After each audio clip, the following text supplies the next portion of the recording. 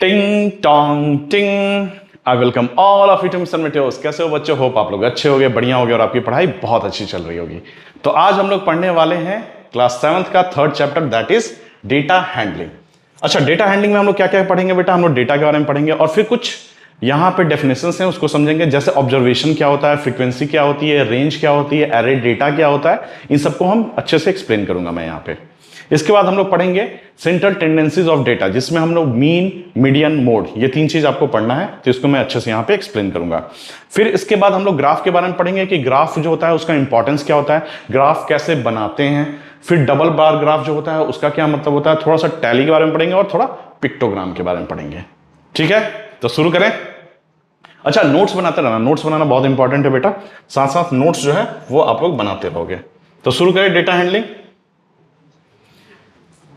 तो बेटा डेटा क्या होता है? डेटा होता है रॉ इंफॉर्मेशन। क्या होता है मैं समझाता हूं आपको। डेटा जो होता है बेटा वो रॉ इंफॉर्मेशन होता है। रॉ इंफॉर्मेशन क्या है? समझो हमारे क्लास में 10 बच्चे हैं, 10 बच्चों का एक एग्जाम हुआ 25 मार्क्स का। आउट ऑफ 25 बच्चों ने लाया, 10 बच्चे हैं तो एक ने 20 लाया, एक ने 21 लाया, एक ने 17 लाया, एक ने 18 लाया, फिर एक ने 17 लाया, फिर एक ने 22 लाया, फिर एक ने 23 लाया, एक ने 24 लाया, 25 लाया एक ने, और एक ने 17 लाया फिर से। ठीक है, तो ये हमारे 10 बच्चे हैं, 1 2 3 4 5 6 7 8 9 10। 10 बच्चों का मार्क्स हमारे पास आ गया। अब हमने क्या किया बेटा, ये जो मार्क्स का कलेक्शन किया, ये जो मार्क्स का कलेक्शन किया, जैसे इस क्लास में 10 बच्चे हैं तो एक ने लाया 20, एक ने लाया 17, एक ने लाया 22, तो ये हम रैंडम जो है सारे बच्चों का मार्क्स जो है कलेक्ट कर लिए। तो ये क्या है? रॉ डेटा है। रॉ डेटा मतलब इसमें कोई भी मॉडिफिकेशन नहीं किया गया, इसमें कोई भी चेंजेस नहीं किया गया, ये सीधा हमने बस कलेक्शन किया है। जैसे आप किसी गांव में जाते हो और वहां पे पता करते हो कि कौन कितना पास है, कोई 10th पास है, कोई 11th पास है, कोई 12th पास है, तो आपने डेटा को कलेक्ट किया। तो ये जो रॉ डेटा होता है ना बेटा, ये इसी को बोलते हैं डेटा। तो रॉ इंफॉर्मेशन जो भी आपको कलेक्ट होगी उसको बोलेंगे डेटा। अब देखो, इसको समझने वाली चीज है इसमें कि any raw information which we collect to know about it. अगर हम किसी चीज को जानने के लिए रॉ डेटा जो होता है उसको कलेक्ट करते हैं, जैसे हमने इस गांव का, ठीक है, कोई गांव गए और उसमें हमने कलेक्शन किया कि 10th पास कौन है, 11th पास कौन है। तो ये हमने क्यों किया? ये हमने इसलिए किया क्योंकि हमें पता करना था कि इस गांव की जो है लिटरेसी कितनी है।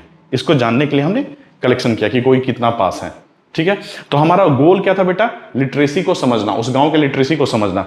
तो इसीलिए any raw information which we collect to know about it, उसके बारे में जानने के लिए, या फिर कुछ ऐसा कंपेयर करना होगा सर्टेन थिंग्स को, जो हमको कंपेयर करना होगा कि इस गांव में कितने लोग जो हैं वो 12th पास हैं, कितने लोग जो हैं 10th से नीचे हैं। तो कुछ कंपेयर करने के लिए हम जो है डेटा का कलेक्शन किए, उसी को बोलते हैं जो raw information, that is called data. समझ में आया डेटा? अब यहां पे एग्जांपल दिया हुआ है, number of students in a class. तो क्लास में कितने स्टूडेंट्स हैं बेटा? अभी हमने जो एग्जांपल लिया था उसमें 10 बच्चे हैं, 10 बच्चे हैं। ठीक है, the temperature in a state on daily basis, ये सब क्या है? रॉ डेटा है कि आज जो है 9 o'clock कितना टेम्परेचर था, 10 o'clock कितना टेम्परेचर था, 12 o'clock कितना टेम्परेचर था, फिर शाम को कितना टेम्परेचर था, रात में मिडनाइट में कितना टेम्परेचर था। तो ये क्या है? ये डेटा हम कलेक्ट कर रहे हैं। क्यों कलेक्ट कर रहे हैं? हमें समझना है कि पूरे दिन में टेम्परेचर का फ्लक्चुएशन कैसा हुआ। तो कोई गोल होता है बेटा, उस गोल के लिए जो हम लोग कलेक्शन करते हैं इंफॉर्मेशन को, रॉ इंफॉर्मेशन, उसी को डेटा बोलते हैं। समझ में आ गया? अब देखो यहां पे कुछ डेफिनेशंस हैं। ऑब्जर्वेशन क्या होता है बेटा? Each numerical value, each numerical figure in a data is called an observation. जैसे इस क्लास में 10 बच्चे थे, 10 बच्चों का जो एग्जाम हुआ था 25 मार्क्स का, उसका जो हमने यहां पे डेटा कलेक्ट किया कि किसका कितना मार्क आया, तो ये जो न्यूमेरिकल वैल्यू है बेटा 20, 21, 17, 18, 17, तो ये जो न्यूमेरिकल वैल्यू इसी को हम बोलते हैं ऑब्जर्वेशन। तो यहां पे कितने ऑब्जर्वेशन होंगे? 10 बच्चे हैं तो 10 मार्क्स आए हैं तो 10 ऑब्जर्वेशन है। ऑब्जर्वेशन क्या है? ये न्यूमेरिकल वैल्यू है। अगर कहीं न्यूमेरिकल वैल्यू आपको डेटा में दिख जाए तो उसका मतलब है कि ये ऑब्जर्वेशन है। ठीक, आगे समझते हैं। फ्रीक्वेंसी क्या होती है? जैसे हमने 10 बच्चे थे हमारे पास क्लास में, इनके मार्क्स आ गए। अब इसमें देखो एक ऐसा मार्क्स है 17 इसका यहां भी आया है, यहां भी 17 आया। तो देखो यहां पे 3 ऐसे बच्चे थे जिनका मार्क्स आया 17।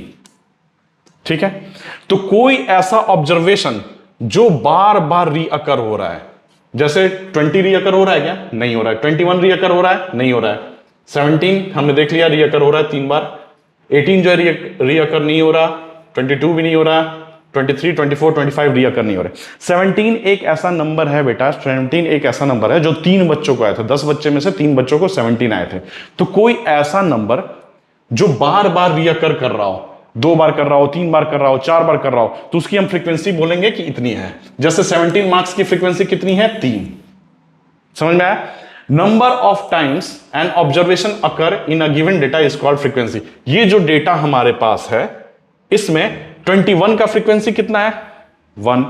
20 का फ्रीक्वेंसी कितना है? 1, मतलब एक ही बार हुआ है। 17 का फ्रीक्वेंसी कितना है? 3। 1 2 3, 3 बार हुआ है बेटा, तो इसलिए हम बोलेंगे 17 का फ्रीक्वेंसी जो यहां पे है वो 3 है। समझ में आया? फ्रीक्वेंसी, फ्रीक्वेंसी है कि कोई चीज कितनी बार हुई।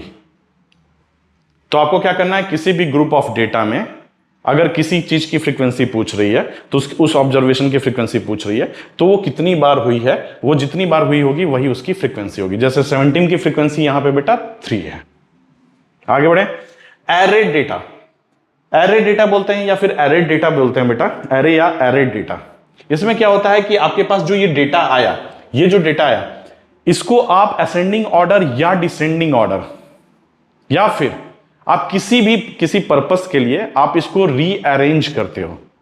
ठीक है, ये जो है इसका अरेंजमेंट करते हो किस तरह से। जैसे सपोज इसको असेंडिंग ऑर्डर में लिख सकते हैं। कैसे लिख सकते हैं? 17, 20, नहीं 17 के बाद 18 है, 18, 19 है क्या? नहीं, 20 है, 21 है, 22 है, 23 है, 24 है और 25, और 17 जो है बेटा वो 3 बार है। ठीक है, हमने अरेंज कर दिया ये डेटा को। ये जो हमारे पास 10 डेटा आए थे, 10 बच्चों के जो मार्क्स आए थे 25 में, उसको हमने अरेंज कर लिया। कैसे अरेंज किया? हमने असेंडिंग ऑर्डर में अरेंज कर लिया। अब कुछ समझने के लिए, कुछ चीजों को समझने के लिए हमने यहां पे अरेंज कर लिया। असेंडिंग ऑर्डर में अरेंज कर लो, चाहे डिसेंडिंग ऑर्डर में अरेंज कर लो, या फिर इवन एक तरफ कर दो, ऑड एक तरफ कर दो, मतलब कोई पर्पस होगा बेटा, उस हिसाब से उसको अरेंज करेंगे। तो अगर हम किसी भी डेटा को ऑर्गेनाइज करते हैं या फिर उसको अरेंज करते हैं, ऑर्गेनाइज और अरेंज जो है एक ही जैसी चीज है, अगर हम उसको अरेंज करते हैं तो उस डेटा को क्या बोलेंगे? Array data. ये जो डेटा था बेटा, ये क्या था? रॉ डेटा, रॉ डेटा था। ये क्या है? एरे डेटा है। इसको हमने अरेंज कर लिया। समझ में आया आपको डिफरेंस कि रॉ डेटा और एरे डेटा के बीच में डिफरेंस क्या होता है? एरे डेटा वो डेटा होता है बेटा जिसको अरेंज कर लिया जाता है, किसी भी तरह से अरेंज कर सकते हो उसको आप, डिसेंडिंग ऑर्डर, असेंडिंग ऑर्डर, या फिर आप इवन ऑड, मतलब जो भी पर्पस होगा उस हिसाब से आप इसको अरेंज कर लोगे, तो उस डेटा को क्या बोलेंगे? Array data. ठीक है, आगे बढ़े, यहां तक क्लियर होगा hopefully. What is data handling? अब जो हमारे पास बेटा रॉ डेटा आया था, समझो हमारे पास रॉ डेटा 10 बच्चों का क्या आया था? 17 3 का था, फिर 18 था, फिर 19 था, सपोज यही था, थोड़ा बहुत चेंज हो सकता है। 23, 24, 25 कितना हुआ? 1 2 3 4 5 6 7 8 9 10। ये 10 बॉयज या गर्ल्स जो ले लो, इसमें दोनों हैं। ठीक है, इनका ये मार्क्स है आउट ऑफ 25। ठीक है, ये मार्क्स आया था। अब ये जो है बेटा, ये रॉ डेटा है। रॉ डेटा को हमने अरेंज कर लिया, असेंडिंग ऑर्डर में अरेंज कर लिया, तो ये क्या बन गया? Array data. ठीक है, तो वी नीड टू कलेक्ट, सबसे पहले हमने कलेक्ट किया, तो कलेक्ट जब भी हम करेंगे तो बेटा वो क्या होगा? Raw data. फिर उसको ऑर्गेनाइज कर लिया, ऑर्गेनाइज करके क्या कर लिया हमने? उसको एरे डेटा में चेंज कर लिया। फिर उसको ऑर्गेनाइज किसी और तरीके से भी करेंगे तो ऑर्गेनाइज हो गया। अब ये ऑर्गेनाइज हो गया, अब इसको रिप्रेजेंट करेंगे बेटा। तो इसको रिप्रेजेंट करने का जो तरीका होता है, कभी पाई चार्ट से भी करते हैं, कभी ग्राफ बना के रिप्रेजेंट करते हैं, या फिर कभी टैली में रिप्रेजेंट करते हैं। तो इसको रिप्रेजेंट करेंगे, रिप्रेजेंट करेंगे तो उससे क्या होगा? सीधा हमें समझ में आ जाता है कि इस क्लास में मार्क्स कैसे कैसे आए हैं। तो जो बेटा रॉ इंफॉर्मेशन हमने लिया, उसको ऑर्गेनाइज किया और फिर उसको रिप्रेजेंट किया। तो ये जो 3 चीज हम करते हैं, कलेक्शन रॉ डेटा हो गया, ऑर्गेनाइज करेंगे तो एरे डेटा में वो चेंज हो जाएगा। ठीक है, फिर रिप्रेजेंट करेंगे, उसको रिप्रेजेंट कर देंगे। तो जब रिप्रेजेंट करेंगे तो बेटा इसी को हम बोलते हैं डेटा हैंडलिंग। तो रिप्रेजेंट हमने क्यों किया? जो हमारा गोल होगा, जो भी गोल होगा कि इस डेटा से हमें क्या समझना है, तो उसमें हम उसको उस तरह से रिप्रेजेंट कर देंगे। तो ये होता है डेटा का हैंडलिंग। डेटा को हमने हैंडल किया। हैंडल कैसे किया? रॉ लिया, ऑर्गेनाइज किया, रिप्रेजेंट किया। इसी को बेटा बोलते हैं डेटा हैंडलिंग। समझ में आया? कलेक्शन ऑफ डेटा आपको बता चुका हूं कि कलेक्शन क्या होता है, ऑर्गेनाइजेशन ऑफ डेटा क्या होता है। बिफोर यूजिंग एनी डेटा, किसी भी डेटा को यूज करने से पहले first we need to organise it in a systematic manner. किसी भी सिस्टमैटिक मैनर में हम उसको अरेंज कर सकते हैं, उसी को हम बोलेंगे बेटा organisation. Of data so that it could be understood easily. अब देखो हम इसको बहुत इजिली समझ सकते हैं कि सबसे कम मार्क्स किसका आया 17, सबसे कम मार्क्स जो है वो कितना आया 17, सबसे ज्यादा मार्क्स हाईएस्ट जो टॉपर है उसका मार्क्स कितना आया 25। समझ में आया? सबसे ज्यादा मार्क्स कितने बच्चों के आए हैं 17, 3 बच्चों के आए हैं 17। ठीक है, तो ये बेटा ये एक अरेंज करने के बाद हमें समझ में आ गया, ऑर्गेनाइज करने के बाद हमें समझ में आ गया। रॉ डेटा को जब हम एरे डेटा में चेंज किए, ऑर्गेनाइज किए, तो हमें ये समझ में आ गया कि कौन सबसे कम मार्क्स लाया, कौन सबसे ज्यादा मार्क्स लाया, कितने बच्चों के सबसे ज्यादा, कितने बच्चे ऐसे थे जो सेम मार्क्स लाए थे। ठीक है, आगे बढ़े।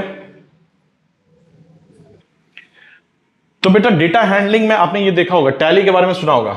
ठीक है, ये जब भी आपको बोलता है बेटा कि टैबुलर फॉर्म में, इन दिस टैबुलर फॉर्म, ये देखो नीचे लिखा हुआ है, in this tabular form we can easily understand how many students get how much mark.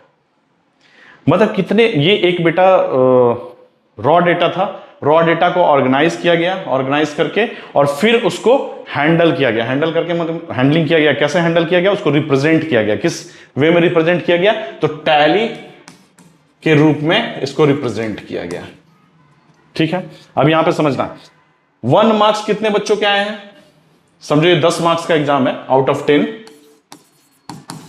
Out of 10 ले रहा हूं मैं। यहां पे देखो 1 से 10 तक का मार्क्स है। 1 मार्क्स जो है एक बच्चा का आया है, तो टैली में कैसे लिखेंगे 1। 2 मार्क्स जो है वो 4 बच्चे के आए हैं, तो कैसे लिखेंगे 1 2 3 4। टैली में ऐसे लिखते हैं। अच्छा, टैली में बेटा देखो 1 ऐसे लिखते हैं, 2 ऐसे लिखते हैं, 3 ऐसे लिखते हैं, 4 ऐसे लिखते हैं। 5 जो होता है उसको ऐसे कट कर देते हैं, कभी कभी ऐसे भी कट कर सकते हैं। ठीक है, इन दोनों में कोई डिफरेंस नहीं है, ये दोनों सही है। क्लियर? तो देखो यहां 3 मार्क्स कितने बच्चों के आए? 2 बच्चों के आए, तो टैली में ऐसे लिख दिया। 4 जो है मार्क्स कितने बच्चों के आए? 5 बच्चों के आए, 1 2 3 4 और 5 ऐसे कट कर देना, डायगोनली आपको कट कर देना ऐसे, तो टैली में ऐसे लिखते हैं। 6 अगर लिखना होगा बेटा तो कैसे करेंगे 1 2 3 4 5 फिर 6, 7 ऐसे लिखोगे, 8 ऐसे, 9 ऐसे, 10 ऐसे। ठीक है, टैली में ऐसे लिखते हैं। 5 जो होता है, 5 का जो भी मल्टीपल्स होता है 5 10, उसमें क्या होगा बेटा, ये डायगोनल लाइन रहेगा। 7 बच्चों के कितने मार्क्स आए हैं? 5 मार्क्स आए हैं, तो 7 कैसे लिखेंगे बेटा 1 2 3 4 बताया था अभी, 5 6 7। ठीक है, तो हमारे पास बेटा देखो ये 8 मार्क्स आए 6 बच्चों के, ये सब लिख लोगे। 9 मार्क्स आए 1 बच्चों के, 10 मार्क्स आए 1 बच्चों के, तो टोटल नंबर ऑफ बच्चे कितना है यहां पे 35। ठीक है, मार्क्स सारे पता चल गए सारे बच्चों के। अब यहां पे टैली में भी हम देख सकते हैं। तो बेटा इसको देखने के बाद, इसी को बोला हमने डेटा हैंडलिंग, ये रिप्रेजेंट किया गया, रिप्रेजेंट किया गया है, रिप्रेजेंट किया गया है टैली के वे में। अब इसको देख के ये तो पता चल रहा है ना। अच्छा, मैं आपसे पूछूंगा कि सबसे ज्यादा बच्चे कौन सा मार्क्स लाए? तो सबसे ज्यादा मार्क्स कौन सा है यहां पे 7 कितने बच्चे लाए हैं? 7 बच्चे जो है वो 5 मार्क्स लाए हैं। तो ये देखो यहां से पता चल गया ना। सबसे कम मार्क्स कितना आया है इस क्लास में? तो सबसे कम मार्क्स आया है बेटा 1। सबसे ज्यादा मार्क्स क्या आया है 10। ठीक है, अच्छा मुझे ये बताओ कि सिंगल एक बच्चा जो है, एक बच्चा 1 मार्क्स लाया, एक बच्चा जो है 9 मार्क्स लाया, एक बच्चा जो है 10 मार्क्स आया, तो यहां से सारा इंफॉर्मेशन हमें मिल रहा है कि नहीं मिल रहा है? ये जो रिप्रेजेंटेशन है, इस रिप्रेजेंटेशन से हमें सारे चीज जो है यहां से क्लियर अपने आप पता चल रहा है बेटा। अगर मैं ऐसे ही आपको लिख के दे देता 1 1 2 4 7 6 5 7 ऐसे करके लिख देता, ये कोई रॉ डेटा में आपको दे देता, तो क्या आप कंपेयर कर सकते थे? अगर मैं आपसे अगर यहां पे पूछता हूं कि जो टॉपर है और जो सबसे कम मार्क्स लाया बच्चा, उन दोनों के बीच में मार्क्स का कितना डिफरेंस है? तो टॉपर जो है वो 10 मार्क्स लाया और जो सबसे कम लाया वो 1 लाया, तो इन दोनों के बीच का जो डिफरेंस है बेटा 9 मार्क्स का डिफरेंस है। देखो क्लियर पता चल रहा है ना, यहां पे सब कुछ अरेंज करके और फिर उसको रिप्रेजेंट कर दिया गया, टैबुलर फॉर्म में इसको रिप्रेजेंट किया गया है बेटा। और टैली में भी आप देख सकते हो, टैली जो है एक वे है रिप्रेजेंट करने का। समझ में आया डेटा हैंडलिंग क्या होता है? रॉ इंफॉर्मेशन को ऑर्गेनाइज करो और फिर उसको रिप्रेजेंट कर दो।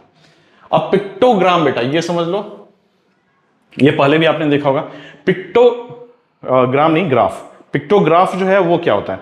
पिक्टोग्राफ बेटा एक रिप्रेजेंटेशन है, एक रिप्रेजेंटेशन है जैसे जैसे पुरानी सिविलाइजेशन जो भी थी, ठीक है, पुरानी सिविलाइजेशन का जब भी हम देखते हैं, जब भी कहीं पे खुदाई होती है तो पता चलता है बेटा कि वहां पे कुछ डायग्राम बने हुए हैं, कोई पिक्चर बना हुआ है, कोई चित्र बना हुआ है, तो वो क्या है, वो रिप्रेजेंटेशन है। जैसे पिरामिड का रिप्रेजेंटेशन पहले आप देखोगे मेसोपोटामिया ये सब में भी दिखता है कहीं कहीं कि पिरामिड जो है वो ऐसे दिखाया गया है, ऐसे करके पिरामिड दिखाया गया है। तो ये क्या है, रिप्रेजेंटेशन है कि पिरामिड है, एक के पीछे दूसरा पिरामिड है। तो रिप्रेजेंटेशन का जो तरीका था बेटा ये बहुत पुराना है, और ये जो पुराना जो रिप्रेजेंटेशन का तरीका था उसी को हम पिक्टोग्राफ में समझते हैं। ठीक है, तो ये एक तरीका है, रिप्रेजेंटेशन का तरीका है। रॉ इंफॉर्मेशन आपने ले लिया, ऑर्गेनाइज कर लिया, अब इसको रिप्रेजेंट करोगे तो पिक्टोग्राफ में आप रिप्रेजेंट कर सकते हो। कैसे करोगे देखो, समझो। यहां एक क्लास है जहां पे मोड ऑफ ट्रांसपोर्ट कितने बच्चे यूज करते हैं। समझो बस जो है टोटल यहां पे 1 2 3 4 5 6 7 स्माइली बना हुआ है, 7 स्माइली बना हुआ है। ठीक है, तो 7 स्माइली को रिप्रेजेंट कर रहा है कि बस से जाने वाले 7 स्माइली है। तो नंबर ऑफ स्टूडेंट्स कितने हुए, तो बेटा ये 7 मत बोलना, नीचे आओ, देखो की क्या बोल रहा है।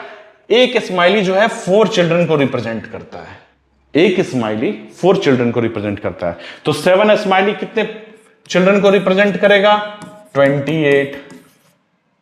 यहां पे आ जाओ, कार से जाने वाले कितने, 4 स्माइली है, 1 2 3 4 4 स्माइली है। तो 4 इंटू 4, क्योंकि एक स्माइली जो है बेटा वो 4 चिल्ड्रन को रिप्रेजेंट कर रहा है। इसका मतलब है कि 16 बच्चे जो हैं वो कार से जाते हैं, 28 बच्चे जो हैं बस से जाते हैं। वॉकिंग करते हुए कितने बच्चे जाते हैं, 1 2 3 4 5 6 इंटू 4 24।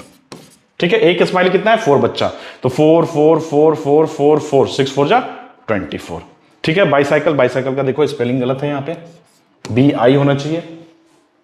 सर ऐसे कैसे हो गया, देखो समझो छोटी मोटी गलतियां होते रहती हैं, क्योंकि ये भी तो कहीं ना कहीं से कॉपी पेस्ट है बेटा। बाईसाइकिल ये जो है कहीं ना कहीं से कॉपी पेस्ट किया हुआ है, इसलिए इसमें बाईसाइकिल का स्पेलिंग जो है गलत है। ठीक है, बाईसाइकिल जो है बेटा उससे कितने बच्चे जाते हैं, 3 स्माइली, 3 स्माइली।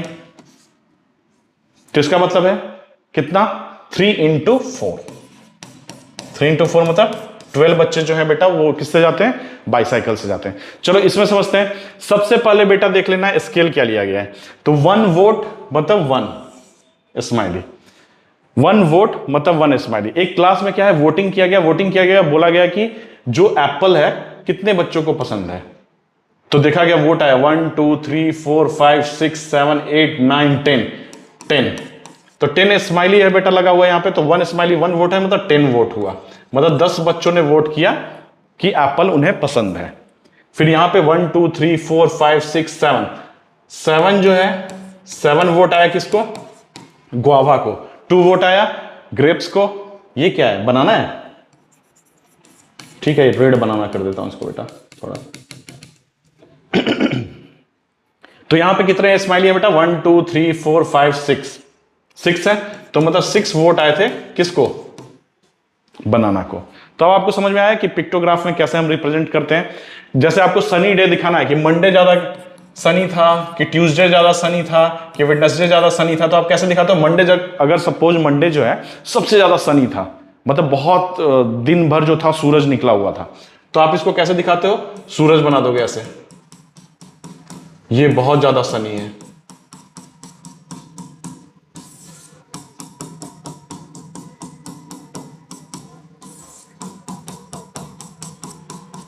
इसमें एक छोटी सी चीज है बेटा, वो भी मैं समझाऊंगा आपको।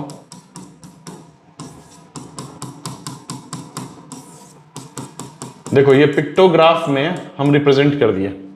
अब बताओ अगर मैं आपसे पूछता हूं कि मंडे सबसे ज्यादा सनी था, कि ट्यूसडे ज्यादा सनी था, कि वेडनेसडे ज्यादा सनी था, तो आप यहां से देख के सीधा बता सकते हो कि मंडे जो है सबसे ज्यादा सनी था, सबसे ज्यादा गर्म हो सकता है मंडे, उस दिन सूरज सबसे ज्यादा निकला हुआ। तो ये पिक्टोग्राफ का बेटा रिप्रेजेंटेशन है। ठीक है, अब पिक्टोग्राफ में एक चीज और बोलता है, देखो यहां पे क्या, the representation of an information, किसी इंफॉर्मेशन को हम रिप्रेजेंट किए थ्रू पिक्चर, पिक्चर के थ्रू, ये पिक्चर ही है ना, ये स्माइली और ये जो सन बनाया हमने पिक्चर है, is called pictograph. Pictograph use relative sizes, कभी कभी ना साइजेस बेटा डिफरेंट होते हैं।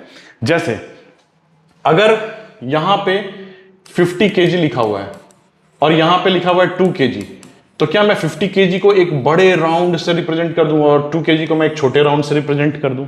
तो साइज का हमने डिफरेंस कर दिया। साइज के डिफरेंस से क्या पता चल जाता है बेटा, साइज के डिफरेंस से हमें पता चल जाता है कि केजी कौन सा ज्यादा है। 50 kg के लिए बड़ा हमने गोला कर दिया और 2 kg के लिए हमने छोटा गोला कर दिया। तो पिक्टोग्राफ में ऐसा रिप्रेजेंटेशन कर सकते हैं, यूज रिलेटिव साइजेस। इसका मतलब समझ में आ गया कि साइज भी हम डिफरेंट डिफरेंट कर सकते हैं। यहां पे तो हमने साइज डिफरेंट नहीं किया था, सबका साइज सेम था, यहां पे भी सबका साइज सेम था, नंबर्स में डिफरेंट किया था, बट यहां पे हमने साइज में भी डिफरेंट कर दिया। समझ में आया पिक्टोग्राफ? आगे बढ़े। यस सर, समझ में आ गया। व्हाट इज टैली बेटा? टैली मैंने आपको बता दिया कि टैली जो है एक रिप्रेजेंटेशन का मेथड है, जिसमें आपको बाइक जैसे समझो, यहां पे टाइप्स ऑफ व्हीकल जो है कितने लोग यूज करते हैं, तो यहां पे 10 लोग यूज कर रहे हैं, किसी सोसाइटी में 10 लोग यूज कर रहे हैं, मोटर बाइक 6 लोग यूज कर रहे हैं, कार इतने लोग यूज कर रहे हैं, ट्रक भी इतने लोग यूज कर रहे हैं, बस भी इतने लोग यूज कर रहे हैं, समझो। तो ये टैली में दिखाने का ये तरीका है, मैंने आपको समझा दिया है ऑलरेडी कि टैली में कैसे करते हैं। टैली में बेटा 1 2 3 4 कट मार देना है, 1 2 3 4 ऐसे भी कट मार सकते हो। आगे बढ़े। Data handling. अब बेटा जब डेटा हैंडलिंग हमने कर लिया तो हमारे पास आया कि कोई एक, जैसे हमारे पास डेटा था 10 बच्चों का, समझो क्या था हमारे पास, मार्क्स था। 10 बच्चों का मार्क्स कैसा आया था बेटा? 17 3 बच्चों का था, एक का 18, एक का 19, एक का 20, एक का 21, एक का 23, एक का 24, एक का 25। 10 बच्चे हैं, देख ले देखते हैं, 1 2 3 4 5 6 7 8 9 10। 10 बच्चों का ये बेटा मार्क्स आया आउट ऑफ 25। ठीक है। अब बोलता है कि बेटा ये जो रॉ इंफॉर्मेशन है हमारे पास, चलो इसको तो अरेंज कर दिया ऑलरेडी हमने असेंडिंग ऑर्डर में, तो ये जो एरेड इंफॉर्मेशन है इसमें से कोई एक न्यूमेरिकल वैल्यू बताओ हमें इस डेटा में से, या फिर इनके बीच में से कोई एक डेटा हमें बताओ, एक ऑब्जर्वेशन, एक जो है न्यूमेरिकल वैल्यू बताओ। समझो हमने लिख दिया 19, एक न्यूमेरिकल वैल्यू बताओ जिससे हमें पूरे चीजों के बारे में थोड़ा आइडिया हो जाए। क्या मैं बोल रहा हूं? इस क्लास में जितने भी बच्चे थे, 10 बच्चे थे, उनके जो मार्क्स आए उसमें से कोई एक मार्क्स मैं पकड़ूं और मेरे को ना पूरे क्लास का लगभग समझ में आ जाए, आइडिया लग जाए, तो उसके लिए बेटा ये हुआ डेटा हैंडलिंग में 3 चीजें आई हैं। समझो यहां पे there must be a particular value, कोई एक पर्टिकुलर वैल्यू होना चाहिए which represents the complete data, जो पूरे कंप्लीट डेटा को रिप्रेजेंट कर रहा है। अगर मैं आपसे पूछता हूं कि इन सारे बच्चों में एवरेज क्या आया, तो एवरेज के लिए आप क्या करते हो? सबको ऐड कर दोगे, डिवाइड बाई 10 कर दोगे, तो मुझे पता चल जाएगा इस क्लास में एवरेज जो मार्क्स आया इस क्लास का वो इतना आया है। तो उस एवरेज मार्क्स से मुझे पता चल जाएगा ना कि कुछ बच्चे इससे इतना ज्यादा लाए होंगे और कुछ बच्चे इससे इतना कम लाए होंगे, यही एवरेज होगा। समझ में आ रहा है? तो बेटा कोई एक ऐसा इंफॉर्मेशन, कोई एक ऐसा डेटा, कोई एक ऐसा पर्टिकुलर वैल्यू जिससे हमें पता चल जाए पूरे डेटा के बारे में, तो उसी को बोलते हैं बेटा डेटा हैंडलिंग में सेंट्रल टेंडेंसीज। अब आगे समझो, this is the average of the data. Average of the data बता दिया मैंने आपको। यहां पे 10 बच्चे हैं, 1 2 3 4 5 6 7 8 9 10, 10 बच्चे हैं, इनका एवरेज किया जाता तो कैसे किया जाता बेटा?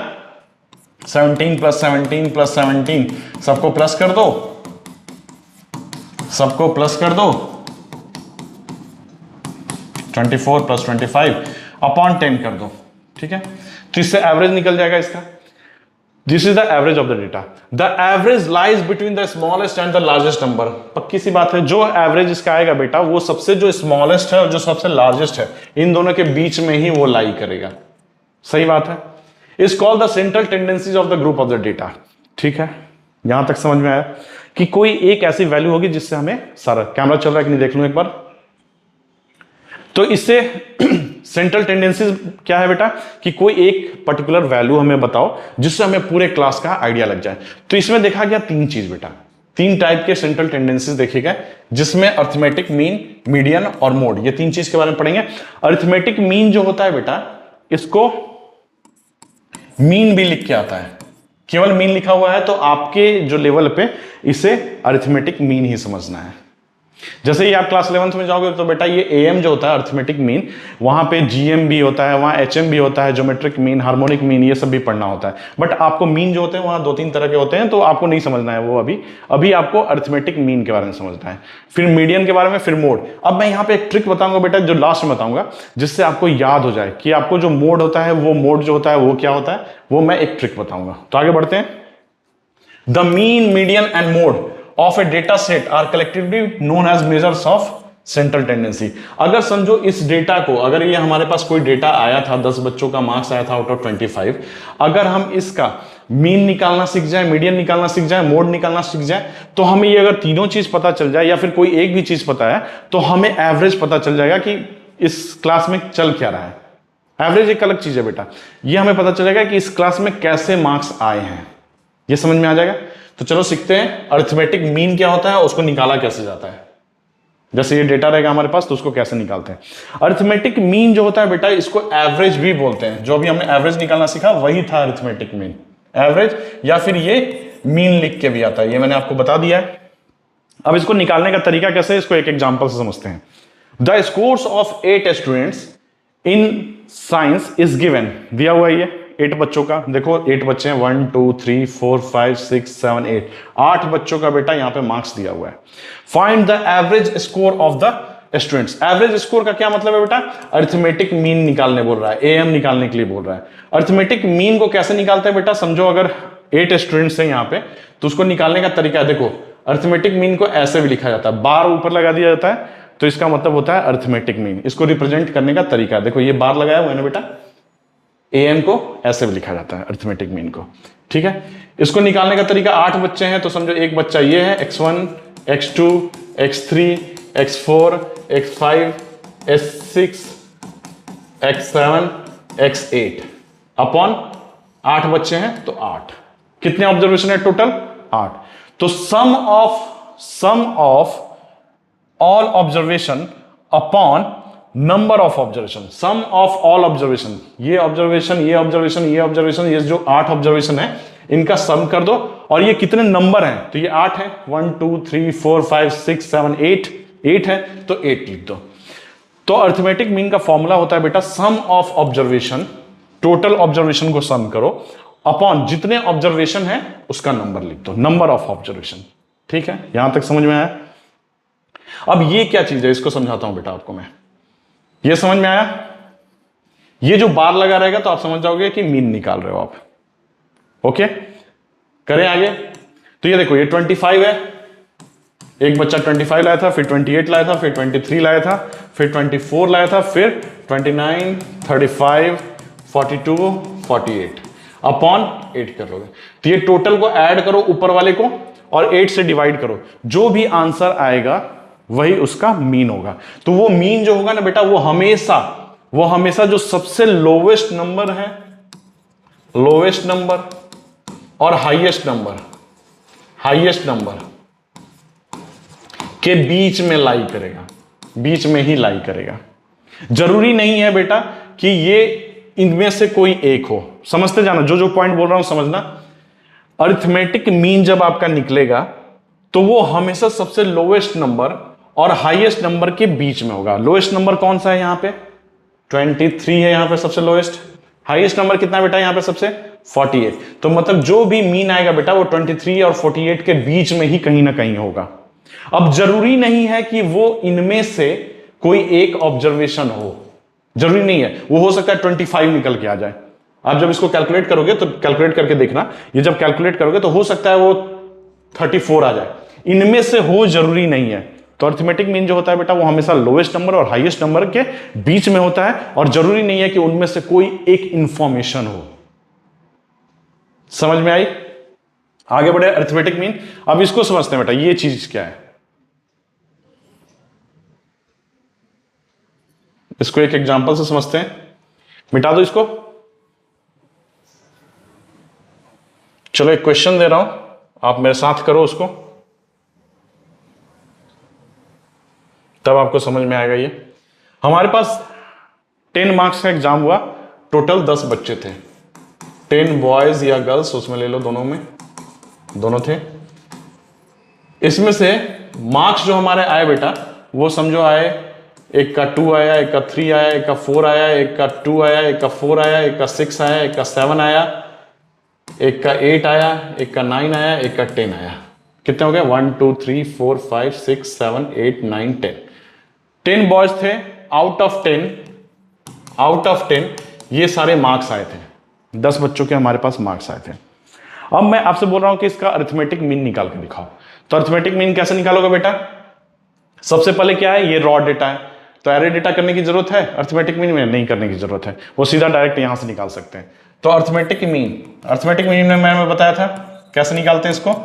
देखो सारे जितने भी ऑब्जर्वेशन है सबको ऐड कर दो, sum of all observation 2 + 3 + 4 + 2 + 4 plus 6 plus 7 plus 8 plus, इसको मिटा दो,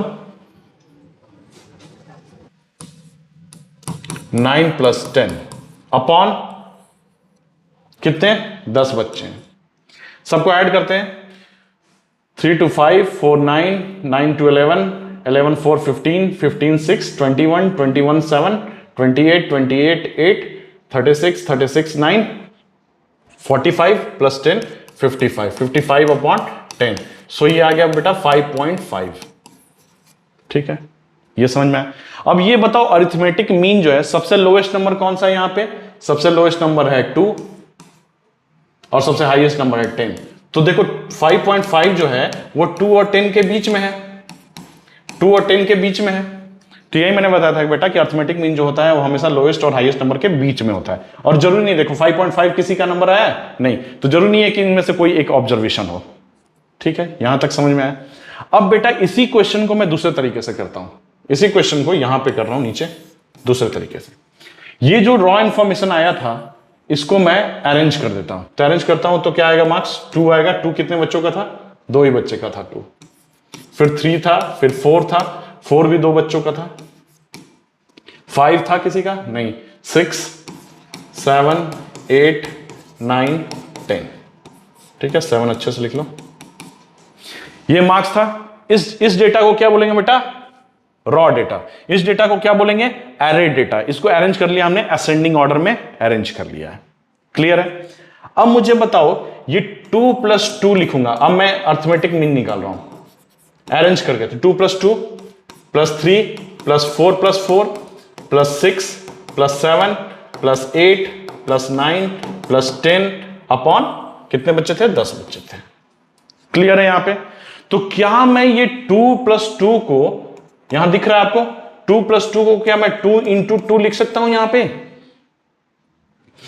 क्या +3, 3 तो एक ही है। 4 को क्या मैं लिख सकता हूं, 4 × 2 लिख सकता हूं, लिख सकता हूं। ये जगह यहां पे नहीं है, थोड़ा चेंज करते हैं, ऊपर लिख देते हैं। ये मिटा दो, ये तो समझ में आ गया आपको।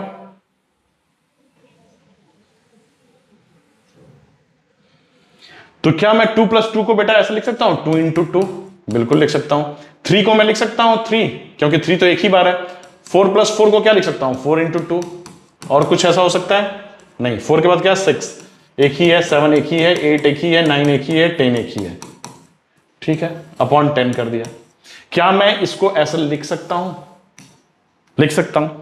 तो बेटा जो ये x1 f1 है, ये f जो है यहां पे फ्रीक्वेंसी है, फ्रीक्वेंसी, और x क्या है, ऑब्जर्वेशन, ऑब्जर्वेशन। यहां पे क्या था, x1 था, x2 था, x3 था, x4 था, ऐसे करते हुए ले गए थे। अब x1 को बोल रहा है कि x1 की जितनी भी फ्रीक्वेंसी होगी उससे उसको मल्टीप्लाई कर दो। तो x1 कौन है बेटा, यहां पे समझो 2 मार्क्स वाला जो है वो x1 है। यहां पे मार्क्स आया था ना, 2 मार्क्स वाले जो है वो x1 है। 2 था, 3 था, मार्क्स लिख देता हूं यहां पे, 4 था, 5 6 नहीं 5 नहीं था, 6 7 8 9 10, यही मार्क्स आए थे 10 बच्चों के। अब बताओ 2 की फ्रीक्वेंसी कितनी है। मैंने बताया था ना कि कोई चीज री अकर होती है, जितनी बार री अकर होती है उसको उसकी फ्रीक्वेंसी बोलते हैं। तो 2 की फ्रीक्वेंसी 2 है, 3 की फ्रीक्वेंसी 1 है, 4 की फ्रीक्वेंसी 2 है, 6 की फ्रीक्वेंसी 1 है, 7 की फ्रीक्वेंसी 1 है, 8 की फ्रीक्वेंसी 1 है, 9 की फ्रीक्वेंसी 1 है, 10 की फ्रीक्वेंसी 1 है। तो 2 को 2 से मल्टीप्लाई कर दिया गया। तो यही तो लिख रहा है बेटा, ऑब्जर्वेशन जो 2 था उसको फ्रीक्वेंसी से मल्टीप्लाई, x1 f1 तो x2 f2। तो ये देखो 2 की फ्रीक्वेंसी 2 है तो 2 से मल्टीप्लाई हो गया। अब 3 की फ्रीक्वेंसी 1 है तो 3 लिख दिया मैंने, 3 × 1 लिखूं या 3 लिखूं, एक ही चीज है, तो मैंने डायरेक्ट यहां 3 लिख दिया। 4 की फ्रीक्वेंसी कितनी है, 2 है, तो यहां पे x3 f3 होगा। ऐसे करते हुए x के f के मतलब n ऑब्जर्वेशन थे, x के f के तक था। अब 4 की फ्रीक्वेंसी कितनी है, 2, तो 4 × 2 हो गया।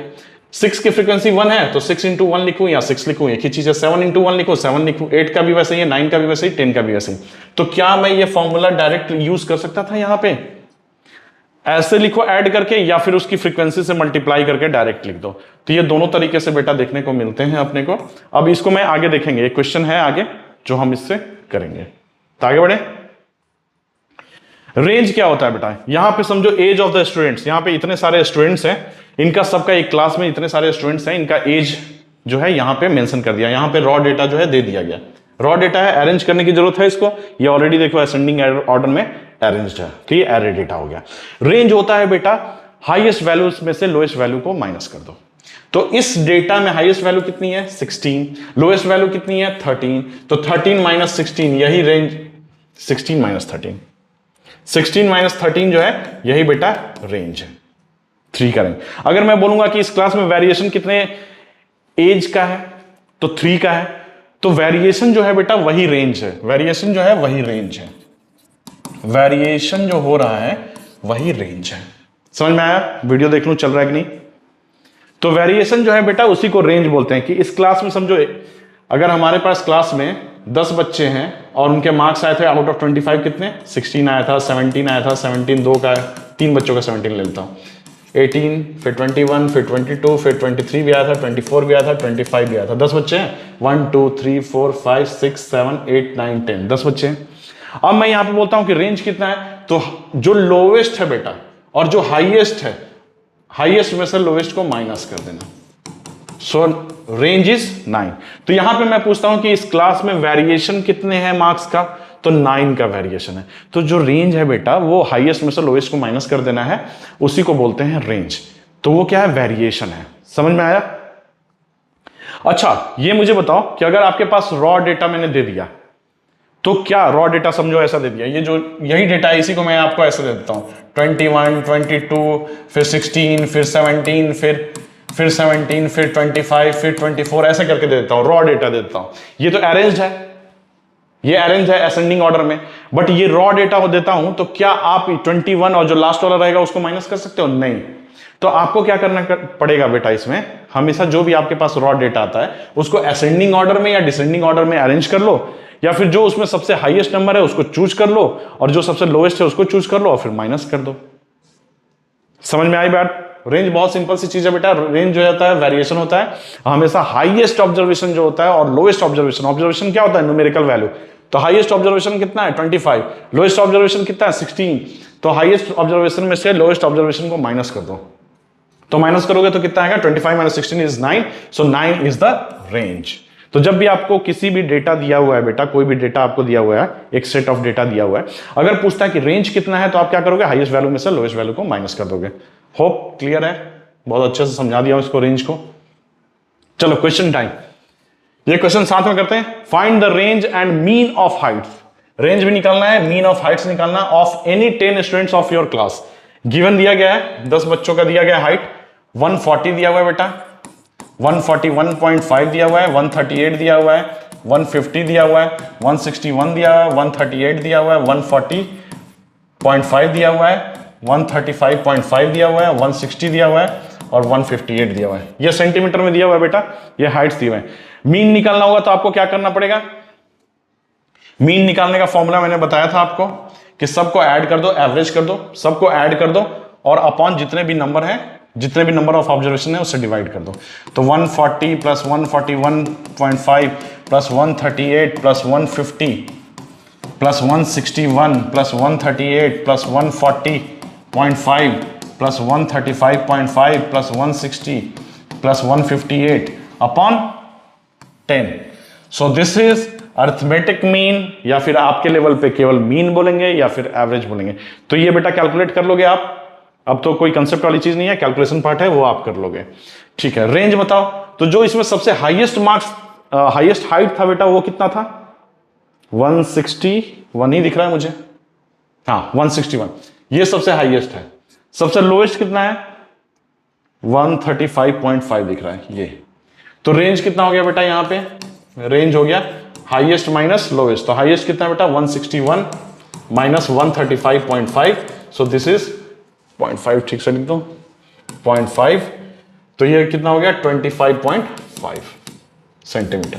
तो रेंज जो है बेटा वो 25.5 है। तो आपको बोल सकते हो कि रेंज को मैंने कैसे बोला है, आप याद रखोगे वेरिएशन से। तो वेरिएशन जो है वो 25.5 का, मतलब जो सबसे लोएस्ट है और जो सबसे हाईएस्ट है उसके बीच में जो हाइट का डिफरेंस है वो 25.5 सेंटीमीटर का है। समझ में आया, क्वेश्चन क्लियर है। तो मीन निकालना सीख लिया आपने, रेंज निकालना सीख लिया। ये भी क्वेश्चन कर लेते हैं।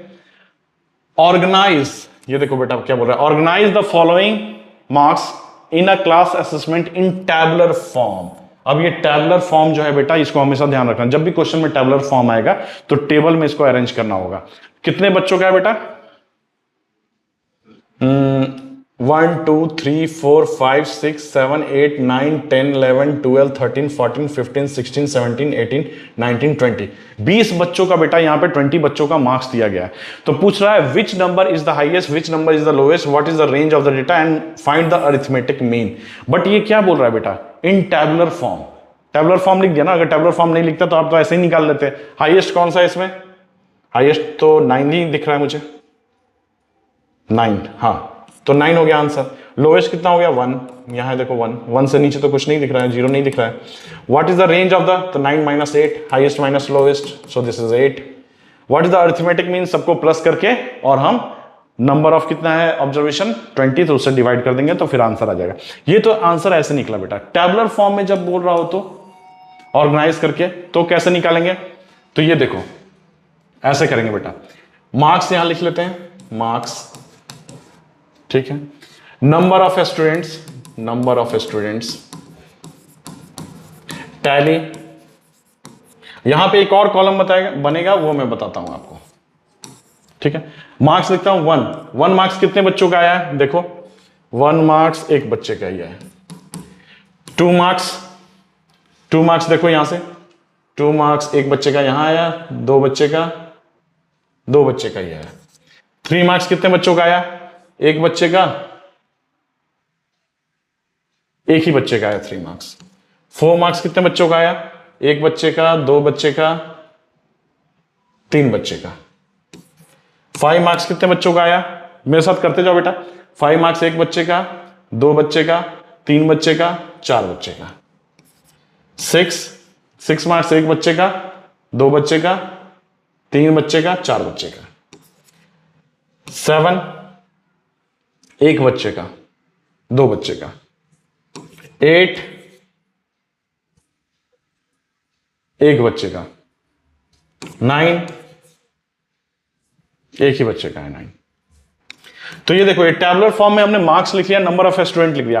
टैली में लिख सकते हैं, 1 को टैली में कैसे लिखेंगे? ऐसे। 2 को टैली में ऐसे, 1 को ऐसे, 3 को 1 2 3 1 2 3 4 1 2 3 4। 2 को कैसे लिखेंगे? ऐसे। 1 को ऐसे लिखेंगे, ऐसे। ये टैली में लिख लिया। अब बेटा अगर मार्क्स को हम x ले लेते हैं, xi ले लेते हैं, और इसको fi ले लेते हैं, ठीक है। तो यहां पे xi इंटू fi क्यों कर रहे हैं? याद आ रहा है अरिथमेटिक मीन का formula? x1 f1 plus x2 f2 plus x3 f3 plus x4 f4। ये क्यों कर रहे हैं समझाता हूं, मैंने समझाया पहले भी था। xn fn अपॉन n, ठीक है। नंबर ऑफ ऑब्जर्वेशन नीचे। अब बताओ अगर मैं इसको डायरेक्ट ऐड करता हूं बेटा, सबको डायरेक्ट ऐड करूंगा तो कैसे ऐड करूंगा? 4 plus 6 plus 7 plus 5 plus 3 plus 5, ऐसे करते हुए ये लास्ट वाला 7 जो है अपॉन 20 करूंगा, ठीक है। ऐसे ही अरिथमेटिक मीन निकालूंगा। अब यहां पे कोई चीज तो होगी रिपीट हुई होंगी, जैसे देखो 4 रिपीट हुआ है, 4 3 बार रिपीट हुआ है, 2 2 बार रिपीट हुआ है, 5 जो है 4 बार रिपीट हुआ है, 6 जो है 4 बार रिपीट हुआ है। ये क्या है? नंबर ऑफ स्टूडेंट्स है, तो ये रिपीट हुए हैं। ये मार्क्स जो है बार बार रिपीट हुआ है। 6 जो है यहाँ पे 4 बार रिपीट हुआ है। तो ये जो रिपीटेशन है, तो यहाँ पे 6 जो होगा बेटा 4 बार होगा। तो 6 अगर 4 बार होगा तो 6 4 जा 24 तो लिखेंगे ना यहाँ पे। 6 प्लस 6 प्लस 6 प्लस 6 4 बार होगा यहाँ पे। तो हम क्या उसको डायरेक्ट 6 इंटू 4 लिख सकते हैं? 6 इंटू 4 लिख सकते हैं 24। तो वही तो फॉर्मूला यहां यूज कर रहे हैं। ये देखो 1 इंटू 1 1, 2 2 जा 4, 3 1 जा 3, 4 3 जा 12, 5 4 जा 20, 6 4 जा 24, 7 2 जा 14, 8 1 जा 8, 9 1 जा 9। अब ये सब को ऐड कर दो, नंबर ऑफ स्टूडेंट्स यहां ऐड कर दो, तो 2 1 3 4 7 11 15 17, ऐसे कैसे? 3 4 7 11 15 17 टू 19, कुछ तो गड़बड़ हुआ है बेटा इसमें। 1 जो है 1 मार्क्स का, 1 मार्क्स एक ही बच्चे का है। 2 जो है कितनी बार आया बेटा? 2 और तो 2 नहीं दिख रहा, 2 बार। 3 जो है मार्क्स कितनी बार आया है? 3 तो एक ही बार आया है। 4 जो है 1 2 3 बार आया है। 5 जो है 1 2 3 4 5। देखो 5 जो है 5 बार आया बेटा, यहां पे एक छोटा सा मिस्टेक हो गया है। 4 4 2 है ना, 4 5 2, ठीक है। नहीं कुछ तो गड़बड़ कर दिया हमने फिर से। ये 3 है, ये 3 है। 5 जो है 5 बार आया था, 6 जो है 4 बार आया, और 7 1 2 बार आया। ये 2 है ना, ये 1, ठीक है। ये नंबर ऑफ स्टूडेंट था। अब बताओ मुझे यहां पे 5 5 जो 25 हो जाएगा, ये हो जाएगा 25। चलो मैं रिपीट, इस पे थोड़ा सा गंदगी कर दिया हूं, बट इट्स ओके। ये 25 हो गया बेटा। अब यहां पे टोटल नंबर ऑफ स्टूडेंट्स कितने हो गए? 2 1 3 4 7 7 5 7 5 12 12 4 16 16 3 19 1 20। ये 20 हो गया। अब मुझे इसको ऐड कर दो, तो कितना ऐड करता हूं मैं?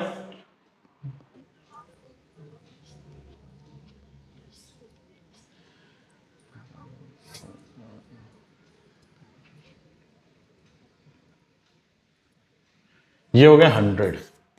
देखो ऐड करके 100 ही आ रहा है ना। देखो 4 1 5 3 8 12 8 20 20 20 20 20 25 45 45 45 45 69 73 83 83 91 100। ये 100 आएगा बेटा। अब मुझे अरिथमेटिक मीन निकालना है, सपोज यहां पे, तो x1 f1 कितना है? x1 f1 कितना है बेटा? 1 है, 1 प्लस x2 f2 कितना है? ये x2 f2 है, यही है ना, 2 2 जा 4, यही तो है।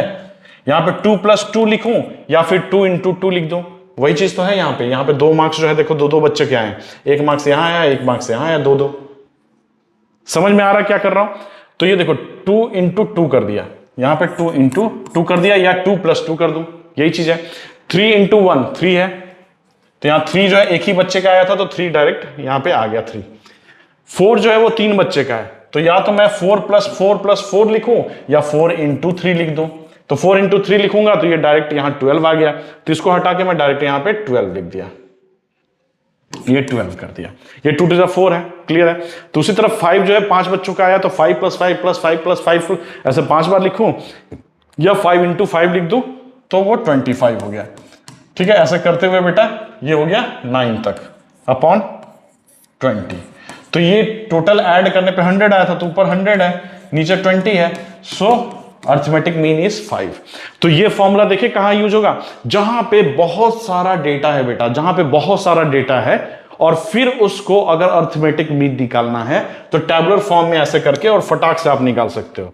ये तो number of observation, sum of observation हो गया यहां पे, और यहां पे नंबर ऑफ ऑब्जर्वेशन हो गया, तो sum of observation upon number of observation is arithmetic mean.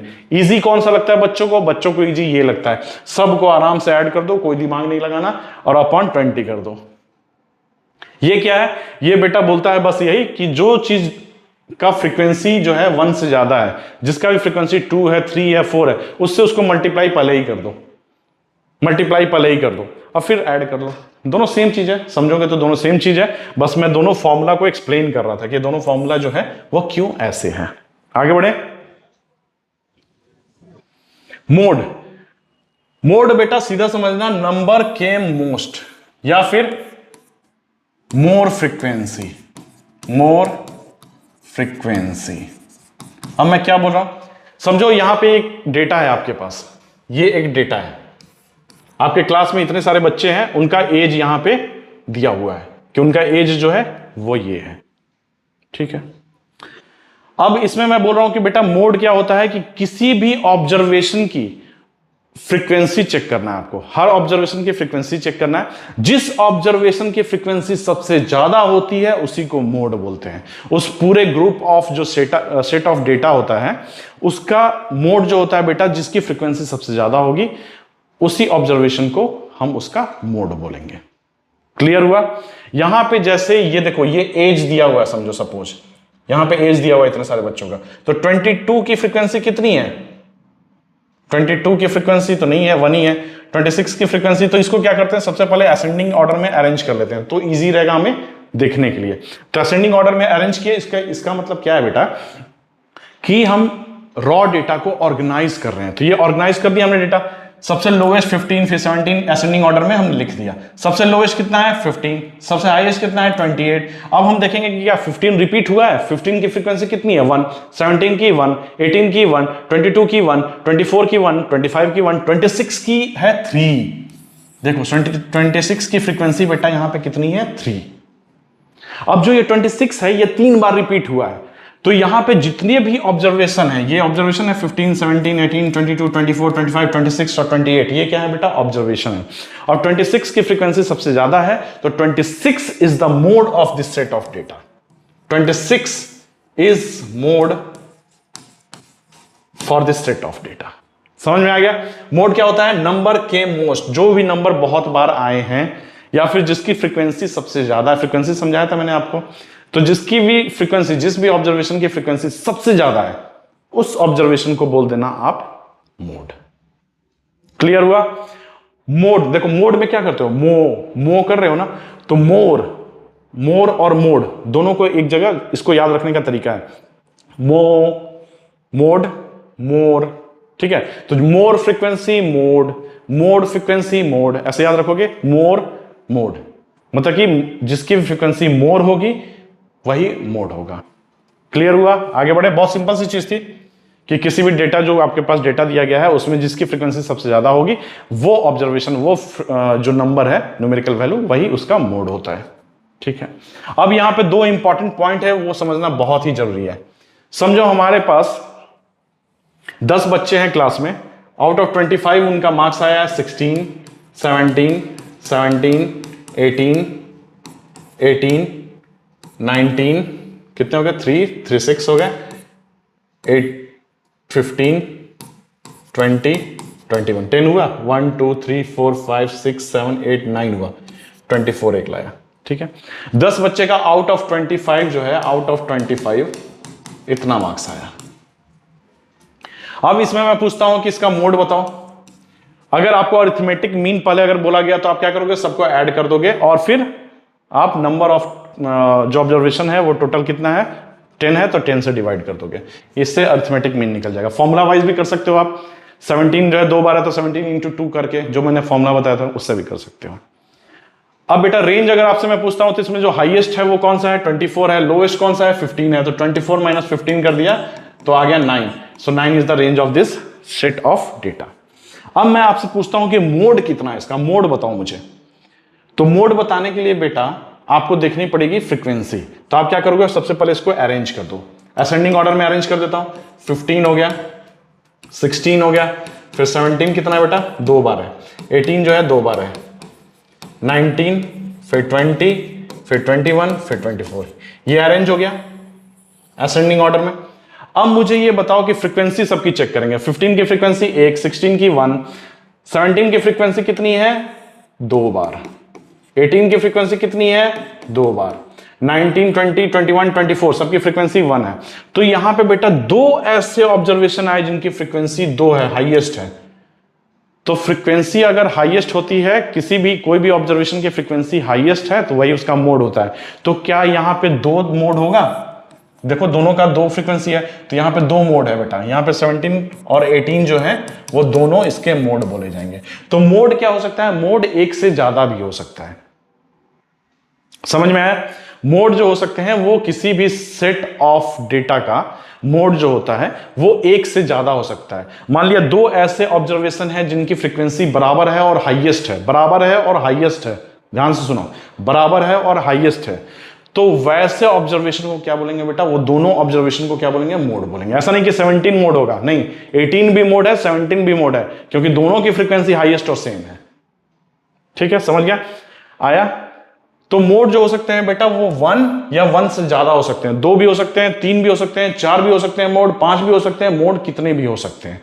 अब एक चीज और समझो, अगर इसी में ये 10 जो बच्चे हैं उनके मार्क्स मैं लिख रहा हूं, 2 बच्चों के मार्क्स 16 आए, 2 के 17 आए, अरेंज पहले ही से लिख रहा हूं, 19 आए 2 के 21 आए और 2 के 23 आए। अब यहां देखो सबका मोड जो है, अगर सबका हम फ्रीक्वेंसी देखेंगे, सबका फ्रीक्वेंसी 2 है। जितने भी ऑब्जर्वेशन है 16, 17, 19, 21, 23 सबका फ्रीक्वेंसी 2 है।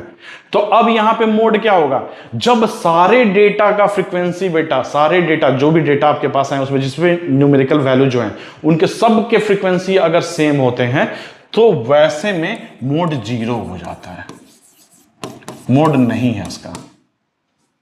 ठीक है, a set of number have same frequency for each numbers will have mode 0। समझ में आ गया।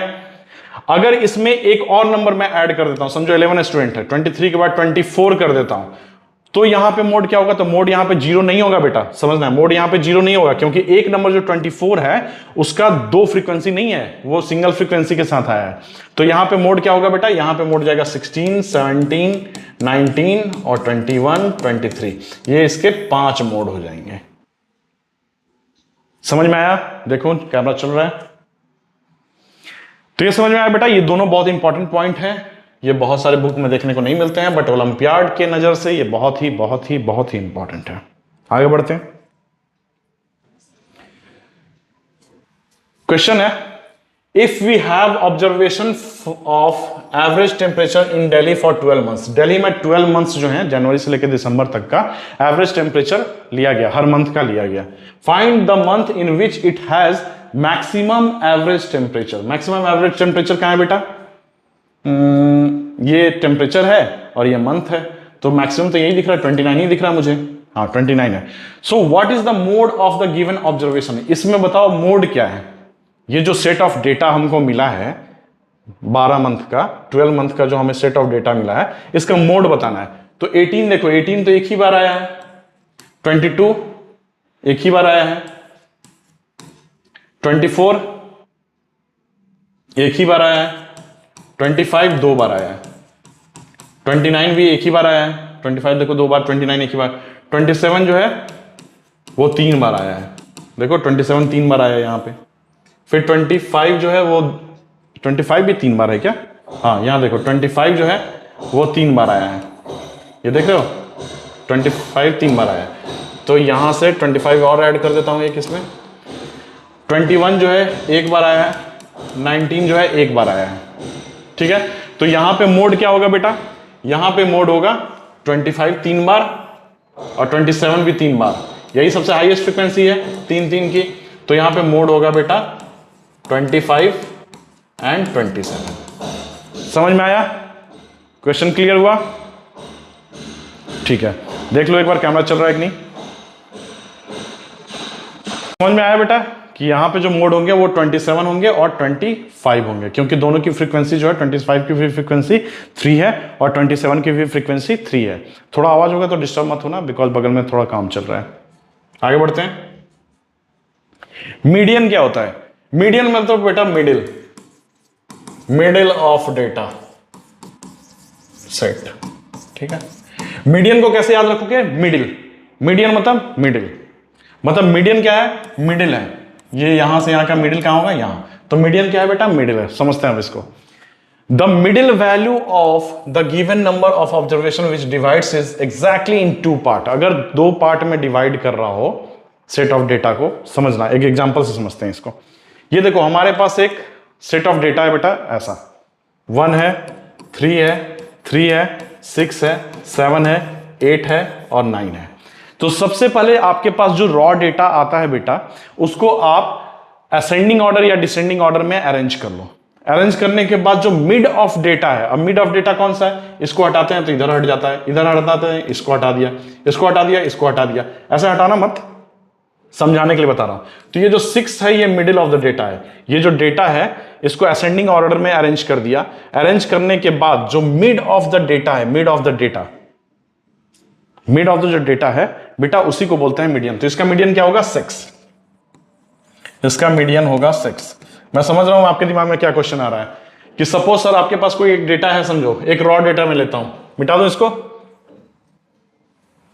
तो इस सेट ऑफ डेटा का बेटा मीडियन आया था 6। अब हमारे पास कोई सेट ऑफ डेटा है, समझो जैसे हमारे पास 10 स्टूडेंट थे, उनके मार्क्स आए थे 16, 17, 21, 20, 14, 13, 21, 23, 25, 3, 36, 39 और यहां पे ले लो 22।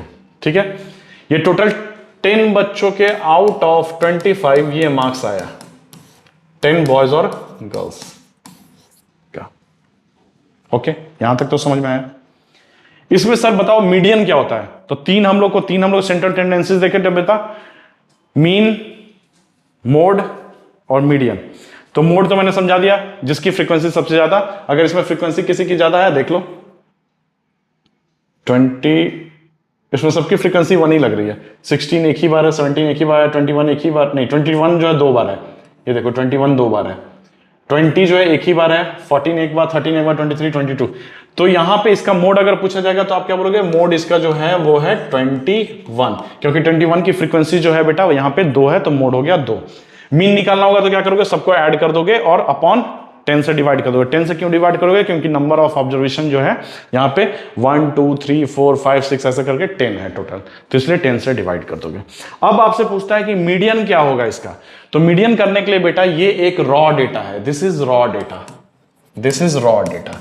अब इसको आप क्या करोगे? इसको एरे डेटा में चेंज करोगे, एरेड करोगे।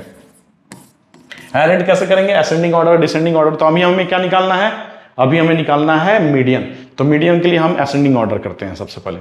तो क्या करेंगे? सबसे पहले कौन सा है? 13, फिर है 14, 14 के बाद 15 है नहीं, 16, फिर 17, फिर 18 भी नहीं है, 19 भी नहीं है, 20, फिर 21 2 बार है, फिर 22 है नहीं, हाँ 22 है, 23 भी है, 25 भी है, 10 है टोटल। 25 ठीक से लिख दो, 23, 25, 1 2 3 4 5 6 7 8 9 10।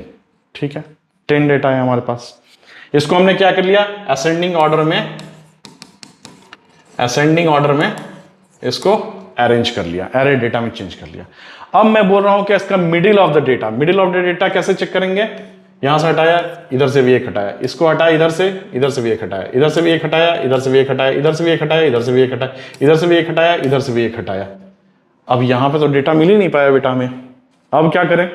तो अब आपको ये जो लास्ट में हमने 20 और 21 को हटाया था बेटा, अब यहां पे एक गेम है, समझना। 20 और 21 यही था तो इन दोनों का एवरेज, इन दोनों को हटाना नहीं है क्योंकि कोई नंबर तो फिर निकलेगा नहीं, तो इन दोनों का एवरेज आपको कर देना है। 20 + 21/2 यही एवरेज होता है। 20 और 21 का एवरेज करेंगे तो so this is 41/2, so this is 20.5। So this is the median of this data set. समझ में आया? यही फॉर्मूला में लिखा हुआ है बेटा कि अगर ऑड रहेगा जैसे 1 2 3 4 5 6 7 टोटल ऑब्जर्वेशन है यहां पे, तो 7 क्या है? और नंबर ऑफ ऑब्जर्वेशन अगर ऑड होता है तो आप क्या करोगे? 7 + 8, ऑड मतलब 7 + 1/2 कर दोगे, तो ये क्या हो गया? 4 हो गया। तो फोर्थ नंबर जो होगा 1 2 3 4, फोर्थ नंबर जो होगा वो उसका मीडियन होगा। या फिर आप ऐसे भी कर सकते हो, इधर हटाया, इधर हटाया, इधर हटाया, इधर हटाया, इधर हटाया, इधर हटाया, तो 6 जो होगा वो मीडियन होगा। अगर आपका इवन होगा, इवन जैसे यहां पे था 10 जो है इवन है, 10 बच्चों का मैंने लिया था यहां पे, तो 10 अगर इवन है तो इधर हटाओगे तो बीच में जो दोनों हट जाएंगे, कुछ मिलेगा ही नहीं। तो लास्ट वाले जो 2 होंगे बेटा उनको क्या करना है? आपको उनको एवरेज आउट कर लेना है। यहां पे फॉर्मूला में क्या बोल रहा है? 1/2 ऑफ n/2। तो n यहां पे कितना था? इसमें n था 10, 10/2, तो 10/2 क्या होता है? 5। तो 5 n/2 क्या हो गया? 5। और n/2 + 1, तो n/2 5 था, तो n/2 + 1 कितना हो गया? 6 हो गया। तो 5 और 6 का एवरेज करके यहां पे 1/2 से डिवाइड कर दो, मतलब एवरेज कर दो इसको। 5 और 6 का एवरेज करके यहां पे हम उसका मीडियन निकाल सकते हैं। तो मीडियन निकालने का तरीका समझ में आया बेटा? ऑड रहेगा, इधर से निकालो, इधर से निकालो, इधर से निकालो, इधर से निकालो, इधर से निकालो, इधर से निकालो, जो बीच में होगा बेटा वही उसका मीडियन होगा। ये तो ऑड में तो बहुत आसानी से क्लियर हो जाता है, बट इवन जब भी रहेगा तो जो बीच में होगा, इधर से निकाला, इधर से निकाला, इधर से निकाला, इधर से निकाला, अगर समझो ये बहुत लंबा डेटा है तब आप क्या करना? n/2 कर लेना। जैसे यहां पे 10 टोटल ऑब्जर्वेशन थे तो n/2 किया तो 5वां हो गया, और 5 प्लस उसका एक और बढ़ा देना तो 5वां। 1 2 3 4 5। अच्छा, इसमें आप कर सकते हो, एक क्वेश्चन है कि रॉ डेटा में क्या हम ये वाला फॉर्मूला लगा सकते हैं? नहीं, ये जब भी बेटा ये और ये फॉर्मूला आप लगाओगे ये हमेशा एरे डेटा में लगाओगे, अरेंज करके लगाओगे, असेंडिंग ऑर्डर में अरेंज कर लोगे या डिसेंडिंग में भी करोगे तो चलेगा। उसमें आप अरेंज करने के बाद ही आप ये फॉर्मूला दोनों लगाओगे। ठीक है, ये समझ में आया। जब भी आपको रॉ डेटा रहेगा सबसे पहले बेटा उसको अरेंज करो असेंडिंग और डिसेंडिंग ऑर्डर किसी में भी, उसको फिर इधर हटाओ उधर हटाओ, ऐसे करके कर सकते हो, या फिर टोटल नंबर ऑफ ऑब्जर्वेशन जो है उसका अपॉन 2 कर दो। तो उसका अपॉन अगर हम 2 कर देते हैं तो उसका अपॉन 2 कर देते हैं, या फिर उसके अपॉन 2 के बाद वाला, जैसे यहां पे अपॉन 2 करेंगे तो 5 आएगा, 5 और 6 ये दोनों का एवरेज कर देंगे तो वही उसका मीडियन हो जाएगा। अब मीडियन के बारे में कुछ इंपॉर्टेंट चीज है जो नोट कर लो, मैं बोलता जा रहा हूं, नोट कर लो। मीडियन जो है वो हमेशा लोवेस्ट वैल्यू कौन सा 13 और हाईएस्ट वैल्यू कितना है 25, ये है ना दोनों दिख रहा है, ये 13 और 25 इन दोनों के बीच में ही होगा। मीडियन जो होगा बेटा वो हमेशा बीच में होगा, लोएस्ट वैल्यू और हाईएस्ट वैल्यू के बीच में होगा। और जरूरी नहीं है कि इसमें से कोई एक हो, ऑब्जर्वेशन में से कोई एक हो, ऑब्जर्वेशन से अलग भी हो सकता है बट वो बीच में होगा। ठीक है, समझ में आया, बीच में कहां पे होगा, जरूरी नहीं है बेटा ना। ये देखो यहां पे तो 6 जो है इसका पार्ट था, इस ऑब्जर्वेशन का 6 पार्ट था, जब ऑड रहेगा तो वो उस ऑब्जर्वेशन का पार्ट होगा, लेकिन जब इवन रहेगा बेटा तो जरूरी नहीं है कि इसका पार्ट हो। क्लियर, समझ में आया। चलो आगे बढ़ते हैं। तो कुछ इंपॉर्टेंट पॉइंट्स हम समझ लेते हैं बेटा। मीडियन जो है मिडिल ऑफ द डेटा होता है, ठीक है, उसको सबसे पहले अरेंज कर देते हैं, रॉ डेटा को इंक्रीजिंग और डिक्रीजिंग ऑर्डर में अरेंज कर देते हैं, फिर उसके बीच का वैल्यू निकाल लेते हैं। जैसे ये यहाँ पे ऑड था, ऑड नंबर था तो 6 जो था यहाँ मीडियन निकल गया। इसमें क्या किया, इधर से एक निकाला, इधर से एक निकाला, ये इवन वाला है, इधर से एक निकाला, इधर से एक निकाला, इधर से एक निकाला, 4 और 5 का एवरेज कर दिया तो 4.5 है। और 4.5 मीडियन जो है जरूरी नहीं है कि इसका पार्ट हो, इस सेट ऑफ डेटा में से कोई एक पार्ट, कोई एक जो डेटा हो, जरूरी नहीं है। तो ये 4.5 जो है बेटा वो लोएस्ट वैल्यू और हाईएस्ट वैल्यू के बीच में तो होगा, लेकिन अगर वो ऑड होगा, अगर वो ऑड नंबर ऑफ ऑब्जर्वेशन है तो उसका पार्ट होगा, और ऑड नंबर ऑफ ऑब्जर्वेशन नहीं होगा तो इस सेट ऑफ डेटा में से वो पार्ट नहीं निकल के आएगा। क्लियर, समझ में आया। ट्रू एंड फॉल्स में क्वेश्चन आता है बेटा कि मीडियन जो होता है वो हमेशा is always the part of the set of data, तो नॉट ऑलवेज। जब इवन रहेगा तो हम तो एवरेज कर रहे हैं ना, तो एवरेज करेंगे तो कैसे पार्ट निकलेगा, नहीं निकलेगा। और फिर उसी तरह जब अगर ऑड रहेगा तो डेफिनेटली पार्ट होगा उसका। ठीक है, ये तो मीडियन की बात हो गई। मीन क्या, मीन के बारे में बता दिया कि मीन जो होता है इट इज नॉट नेसेसरी कि that should be the part of set of the data. Mean के बारे में देख लिया। मोड के बारे में क्या बोलना है बेटा आपका, मोड जो होगा this will be the part of the observation. जैसे मोड निकालना है समझो 2 2 2 4 4 4 4 5 5 6 7 7, इसका बोल रहा हूं कि मोड निकालो, तो इसका मोड क्या होगा, इसका फ्रीक्वेंसी 3 है, इसका फ्रीक्वेंसी 4 है, इसका फ्रीक्वेंसी 2 है, इसका फ्रीक्वेंसी 2 है, तो ये जो है मोड है।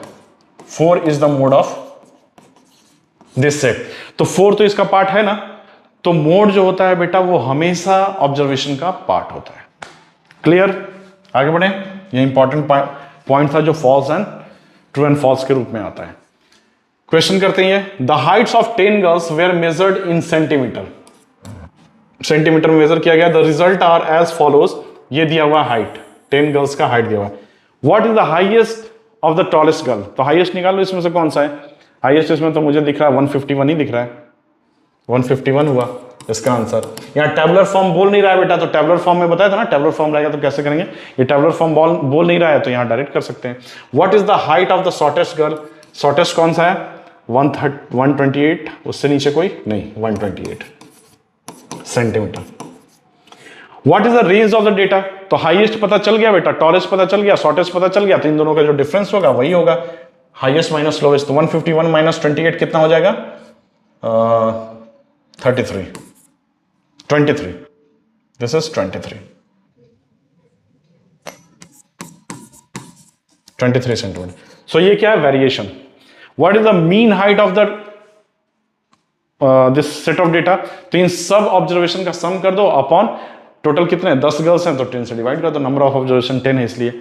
How many girls have Heights more than the mean height. तो मीन हाइट यहां से बेटा निकल के हमको आ जाएगा, तो जितने गर्ल्स उससे ज्यादा होंगे तो वो बता देना यहाँ पे कि 5 गर्ल्स हैं, 4 गर्ल्स हैं। तो ये कैलकुलेटिव है, समझ में आया। अब पढ़ेंगे बेटा बार। बार ये बेटा ऐसे होते हैं, ऐसा स्ट्रक्चर होता है बार का। इसमें कुछ विड्थ होता है, ठीक है, ये विड्थ और ये विड्थ सेम होता है, ये हाइट और ये हाइट सेम होता है, ठीक है। ये एक चीज समझ में आया।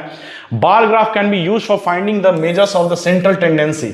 अगर हमें कोई डेटा मिला, रॉ डेटा मिला, उसको हमने अरेंज किया, अरेंज करने के बाद एरे डेटा मिल गया, अब उसको हम रिप्रेजेंट करते हैं। समझो हम उसका रिप्रेजेंट कर दिया, रिप्रेजेंट करने के बाद हम उसको किस वे में रिप्रेजेंट किए, ग्राफ के वे में रिप्रेजेंट किए।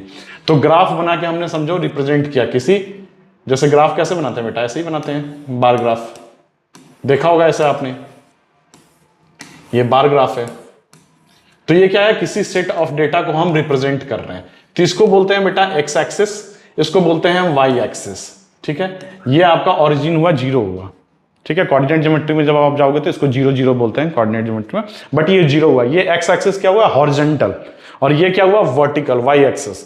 अब बार ग्राफ हम बनाते हैं, हॉरिजॉन्टल पे हम किसी को रखेंगे और वर्टिकल पे किसी और चीज को रखेंगे, और दोनों को फिर हम यहाँ पे स्केल्स होते हैं, स्केल होते हैं, ठीक है, यहां पे भी स्केल होते हैं। तो इस पे जिस चीज को हम रखेंगे, इस पे जिस चीज को हम रखेंगे, ये दोनों को हम स्केल से बनाएंगे। तो ये बार बनाने का तरीका मैं समझाऊंगा अभी थोड़ा सा। तो ये बार से हमें बेटा सीधा पता चल जाता है, जिसकी फ्रीक्वेंसी सबसे ज्यादा वो उसका मोड। मोड में हमने पढ़ा है कि ज्यादा फ्रीक्वेंसी मोड होता है, किसी भी ऑब्जर्वेशन की जो सबसे ज्यादा फ्रीक्वेंसी होती है, जिसकी सबसे ज्यादा फ्रीक्वेंसी होती है, वही उस सेट ऑफ डेटा का मोड होता है।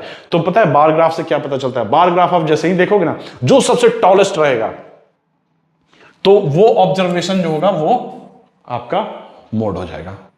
कितनी सिंपल सी बात है कि अगर बार ग्राफ आपको दे दिया जाए और अब बोला जाए कि इसका मोड निकालो, तो जो सबसे टॉलेस्ट होगा बेटा, जो सबसे टॉलेस्ट है, यही उसका मोड हो जाएगा। यही बोल रहे हैं यहाँ पे, bar graph can be use for finding the measures of central tendency. Central tendency निकाला जा सकता है बार ग्राफ को देख के डायरेक्ट।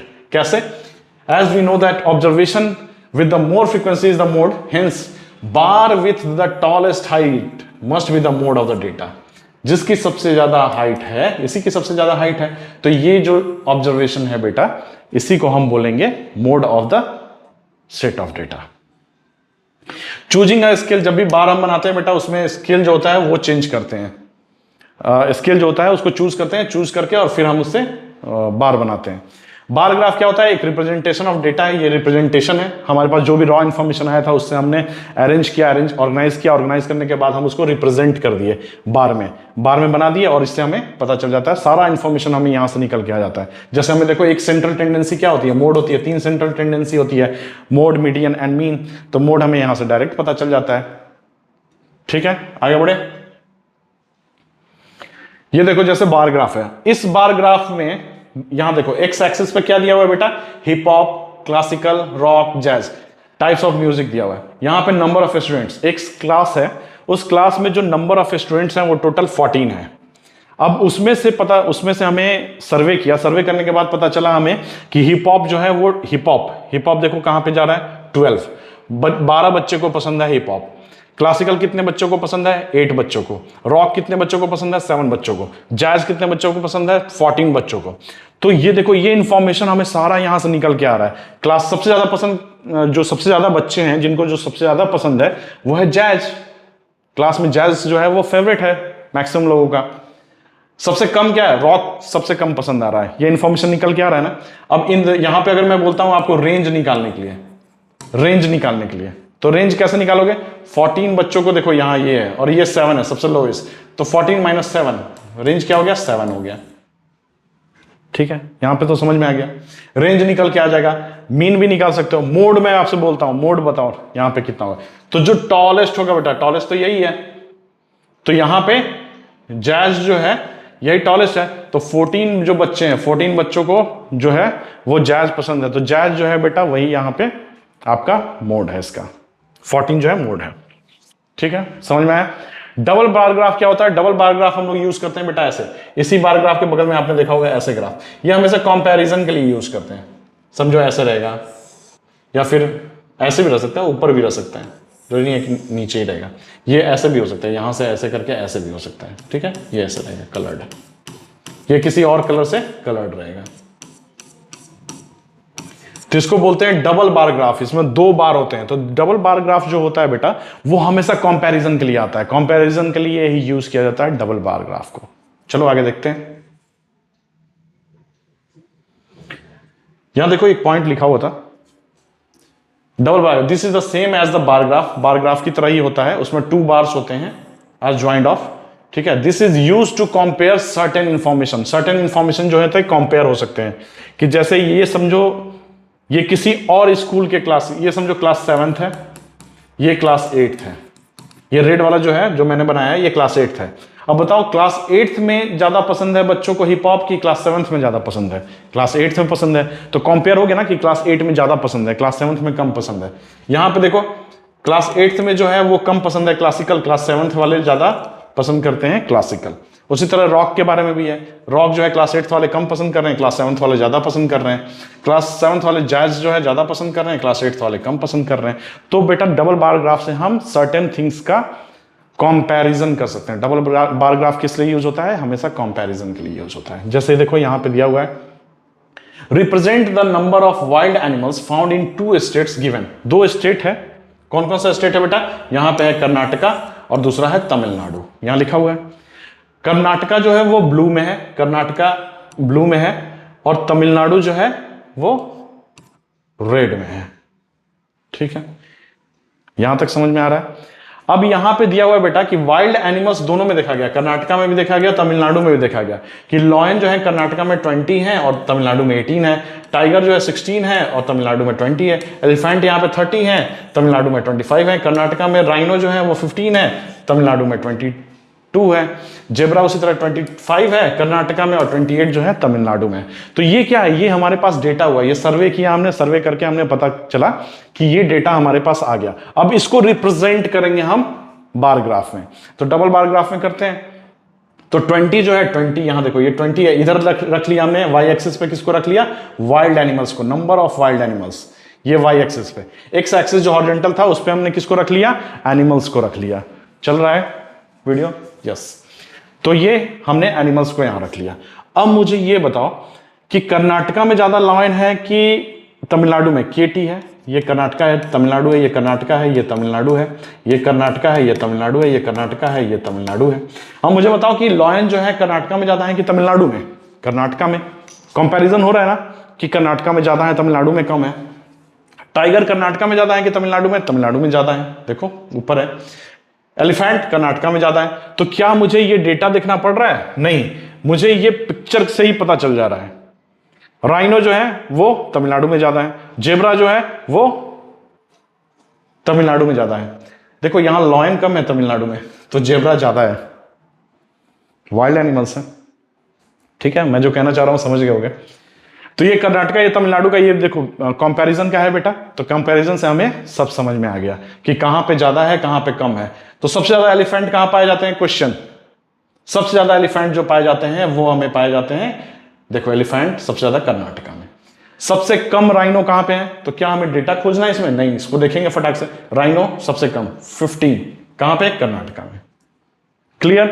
कोई भी क्वेश्चन बेटा यहां से हम सीधा इंफॉर्मेशन निकाल सकते हैं। ये रिप्रेजेंटेशन है, इस तरह से रिप्रेजेंट किए हैं कि आपको डेटा एनालिसिस नहीं करना पड़े, इसको देखना नहीं पड़े, डायरेक्ट आपको इंफॉर्मेशन मिल जाए। क्लियर हुआ? आगे बढ़े। ये मैंने आपको बता ही दिया। अच्छा एक चीज और इंफॉर्मेशन है कि बेटा यहां पे देखो 0 और 5, 5 2 जा 10, 5 3 जा 15, 5 4 जा 20। ये तो 5 का जो है ना बेटा स्केल हमने रखा है, 5 का हमने स्केल रखा है। स्केल जो है वो अपने मन से आप चूज कर सकते हो, जो भी आपको यहां पे बार बनाना है बेटा, तो जितना इजी तरीके से बना सको आप। जैसे आपके पास जो डेटा है वो 35 से नीचे ही है।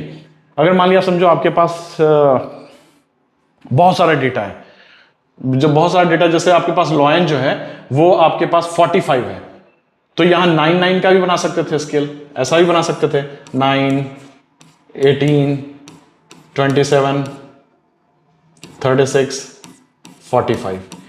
तो ये, और लॉयन कैसे बनता बेटा? 45 अगर लॉयन होते तो ऐसे बन जाता, 45 होता तो ये स्केल जो है ये अपने आप से आप चूज कर सकते हो, ये स्केल जो है अपने आप से चूज कर सकते हो। तो यहां पे हमने 5 का स्केल चूज किया है। Here we have chosen a scale of 5 का, 9 का भी कर सकते हो, 10 का भी कर सकते हो, 12 का भी कर सकते हो, अकॉर्डिंग टू डेटा कर सकते हो। अगर डेटा यहाँ पे 45 लाइन होता तो हमें 45 के लिए और ऊपर जाना पड़ता ना, 35 नहीं, और ये ऊपर जाता 45, तो हमें स्केल जो है यहाँ पे 9 का लेते, 9 या 10 का ले लो या फिर 15 का ले लो, तो जो भी है स्केल वो अपने आप से आप चूज कर सकते हो, ताकि आपको ज्यादा बड़ा ना बनाना पड़े। समझ में आया? अगर हम स्केल यहां पे 2 का रखेंगे तो 45 तो बहुत ऊपर चला जाएगा, यहां पे अगर 15 का रखेंगे तो 45 छोटा रहेगा।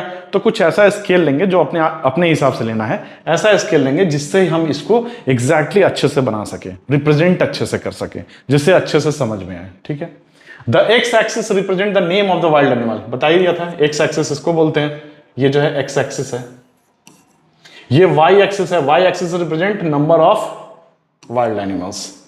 The blue bar represents Karnataka, यहां क्या बोलता है, pink bar, this is not the pink bar बेटा, ये पिंक दिख रहा है क्या, रेड है, दिस इज रेड। तो रेड बार जो है that represents Tamil Nadu. The double bar graph is used to compare the number of animals in different state. Comparison मैंने आपको समझा ही दिया। चलो अब हम समझते हैं चांस एंड प्रोबेबिलिटी, ये एक नया टॉपिक इसी में चैप्टर 3 में ही। चांस क्या होता है बेटा, कि कोई चीज होगा कोई चीज नहीं होगा। कल मैं आपसे पूछता हूं, अगर मैं आपसे पूछता हूं कि कल सुबह होगा, कल सन निकलेगा, तो आप बोलोगे डेफिनेटली, तो चांस कितना है, 100%। कोई ऐसा चांस है कि नहीं निकलेगा कल सूरज, वो बादल बादल नहीं, सूरज तो निकलेगा ही ना, बादल आ गया वो दूसरी बात है, बट सूरज तो निकलेगा ना, सनराइज तो करेगा ही ना। तो सनराइज का चांसेस कितना है, 100%, वो होना ही है, सर्टेन है। तो ये देखो सनराइज कर रहा है। ठीक है, आपके पास 2 डाइस है, डाइस समझते हो ना, जिससे आप खेलते हो, लूडो खेलते हो। तो डाइस में कितने होते हैं बेटा, फेसेस कितने होते हैं, टोटल 6 फेसेस होते हैं। ठीक है, डाइस आपने देखा होगा ना, ऐसा डाइस होता है, यही तो डाइस है, देखो ये डाइस है, ये डाइस है, ये डाइस है, 1 इधर ऐसे रहता है। डाइस देखा है आपने, खेला भी है लूडो। तो ये जो डाइस है बेटा, इस डाइस में टोटल 6 होते हैं नंबर, 1 होता है, 2 होता है, 3 होता है, 4 होता है, 5 होता है, 6 होता है। तो 2 डाइस है, तो मैक्सिमम कितना आ सकता है एक डाइस पे, 6 आएगा, 7 तो नहीं आएगा। तो अगर आपको बोल रहा है कि कोई 14 ला के दिखाओ दोनों डाइस को फेंक के, तो मैक्सिमम तो 6 आएगा और 6 आएगा, तो 6 6 तो 12 ही होता है ना, 14 तो नहीं हो सकता है। तो 14 आने का चांसेस क्या है, 0, कुछ भी कर लो 14 नहीं आएगा। तो इसलिए बेटा दिस इज इम्पॉसिबल। तो हम क्या बोलेंगे कि ये पॉसिबल सर्टेन है, ये होना ही होना है, इसको कोई रोक नहीं सकता, 100% सनराइज करेगा ही करेगा। और 14 जो है डाइस में कभी आ नहीं सकता, सो दिस इज इम्पॉसिबल।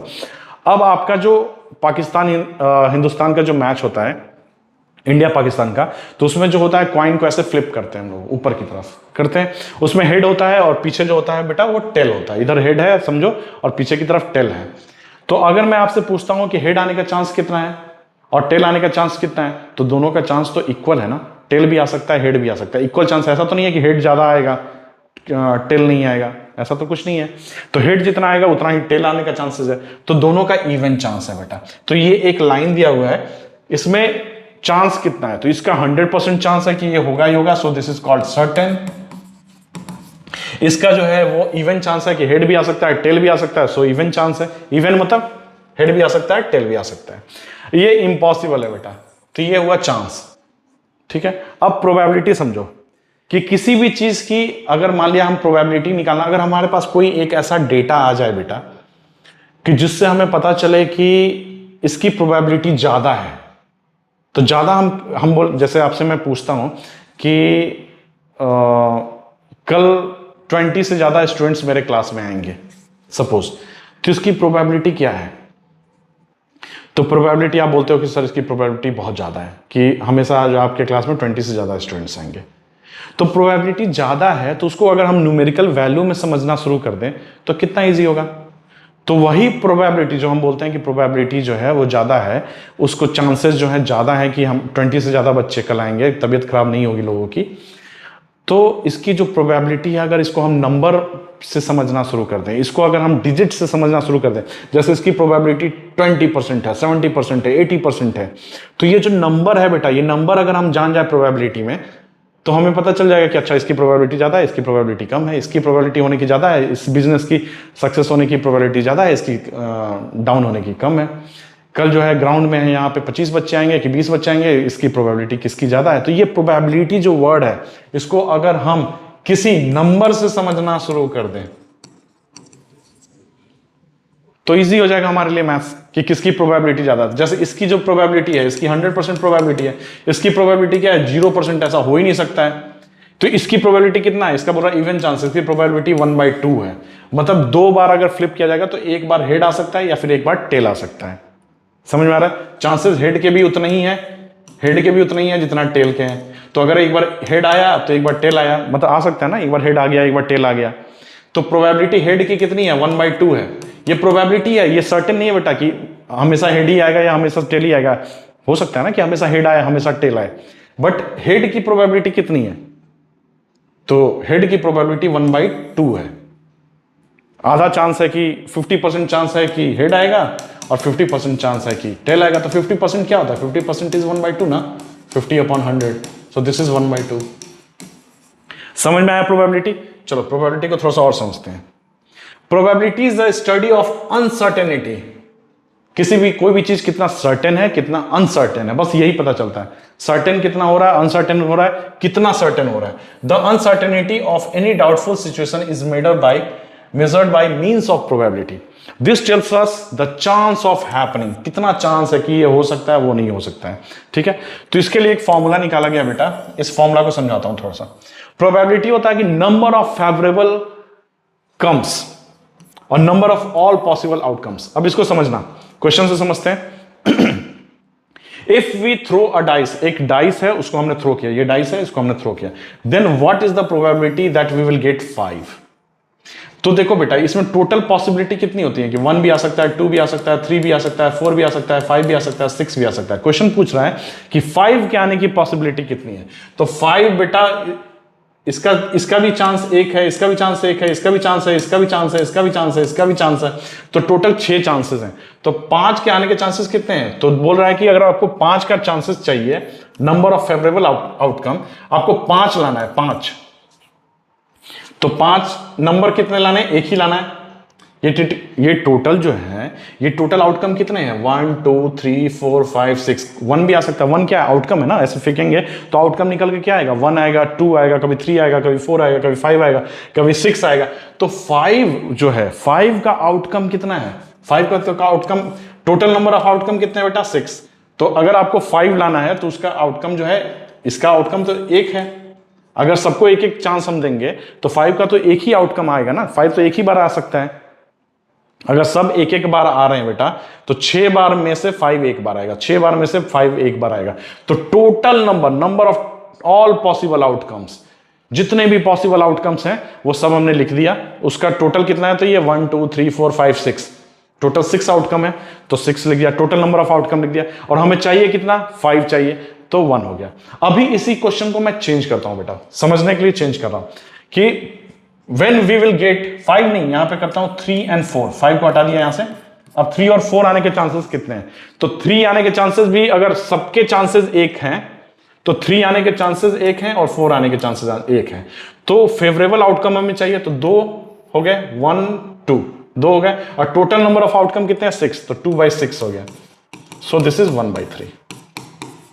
ठीक है, तो अगर आपसे पूछता है कि 3 और 4 आने के कितनी प्रोबेबिलिटी है, तो 3 और 4 आने की प्रोबेबिलिटी जो है बेटा वो 1/3 है। समझ में आया? 5 आने की आपको करना क्या है बेटा, टोटल नंबर ऑफ पॉसिबल, समझ में आ रहा है, total number of possible outcomes देखना है। जैसे हम डाइस को फेंकेंगे तो 1 भी आ सकता है, 2 भी आ सकता है, 3 भी आ सकता है, 4 भी आ सकता है, 5 भी आ सकता है, 6 भी आ सकता है। तो टोटल कितने हुए, 6 हुए ना टोटल आउटकम, तो 6 नीचे हो गया। अब 5 का केवल पूछ रहा है तो 1 हो जाएगा ऊपर, 5 तो एक ही है ना।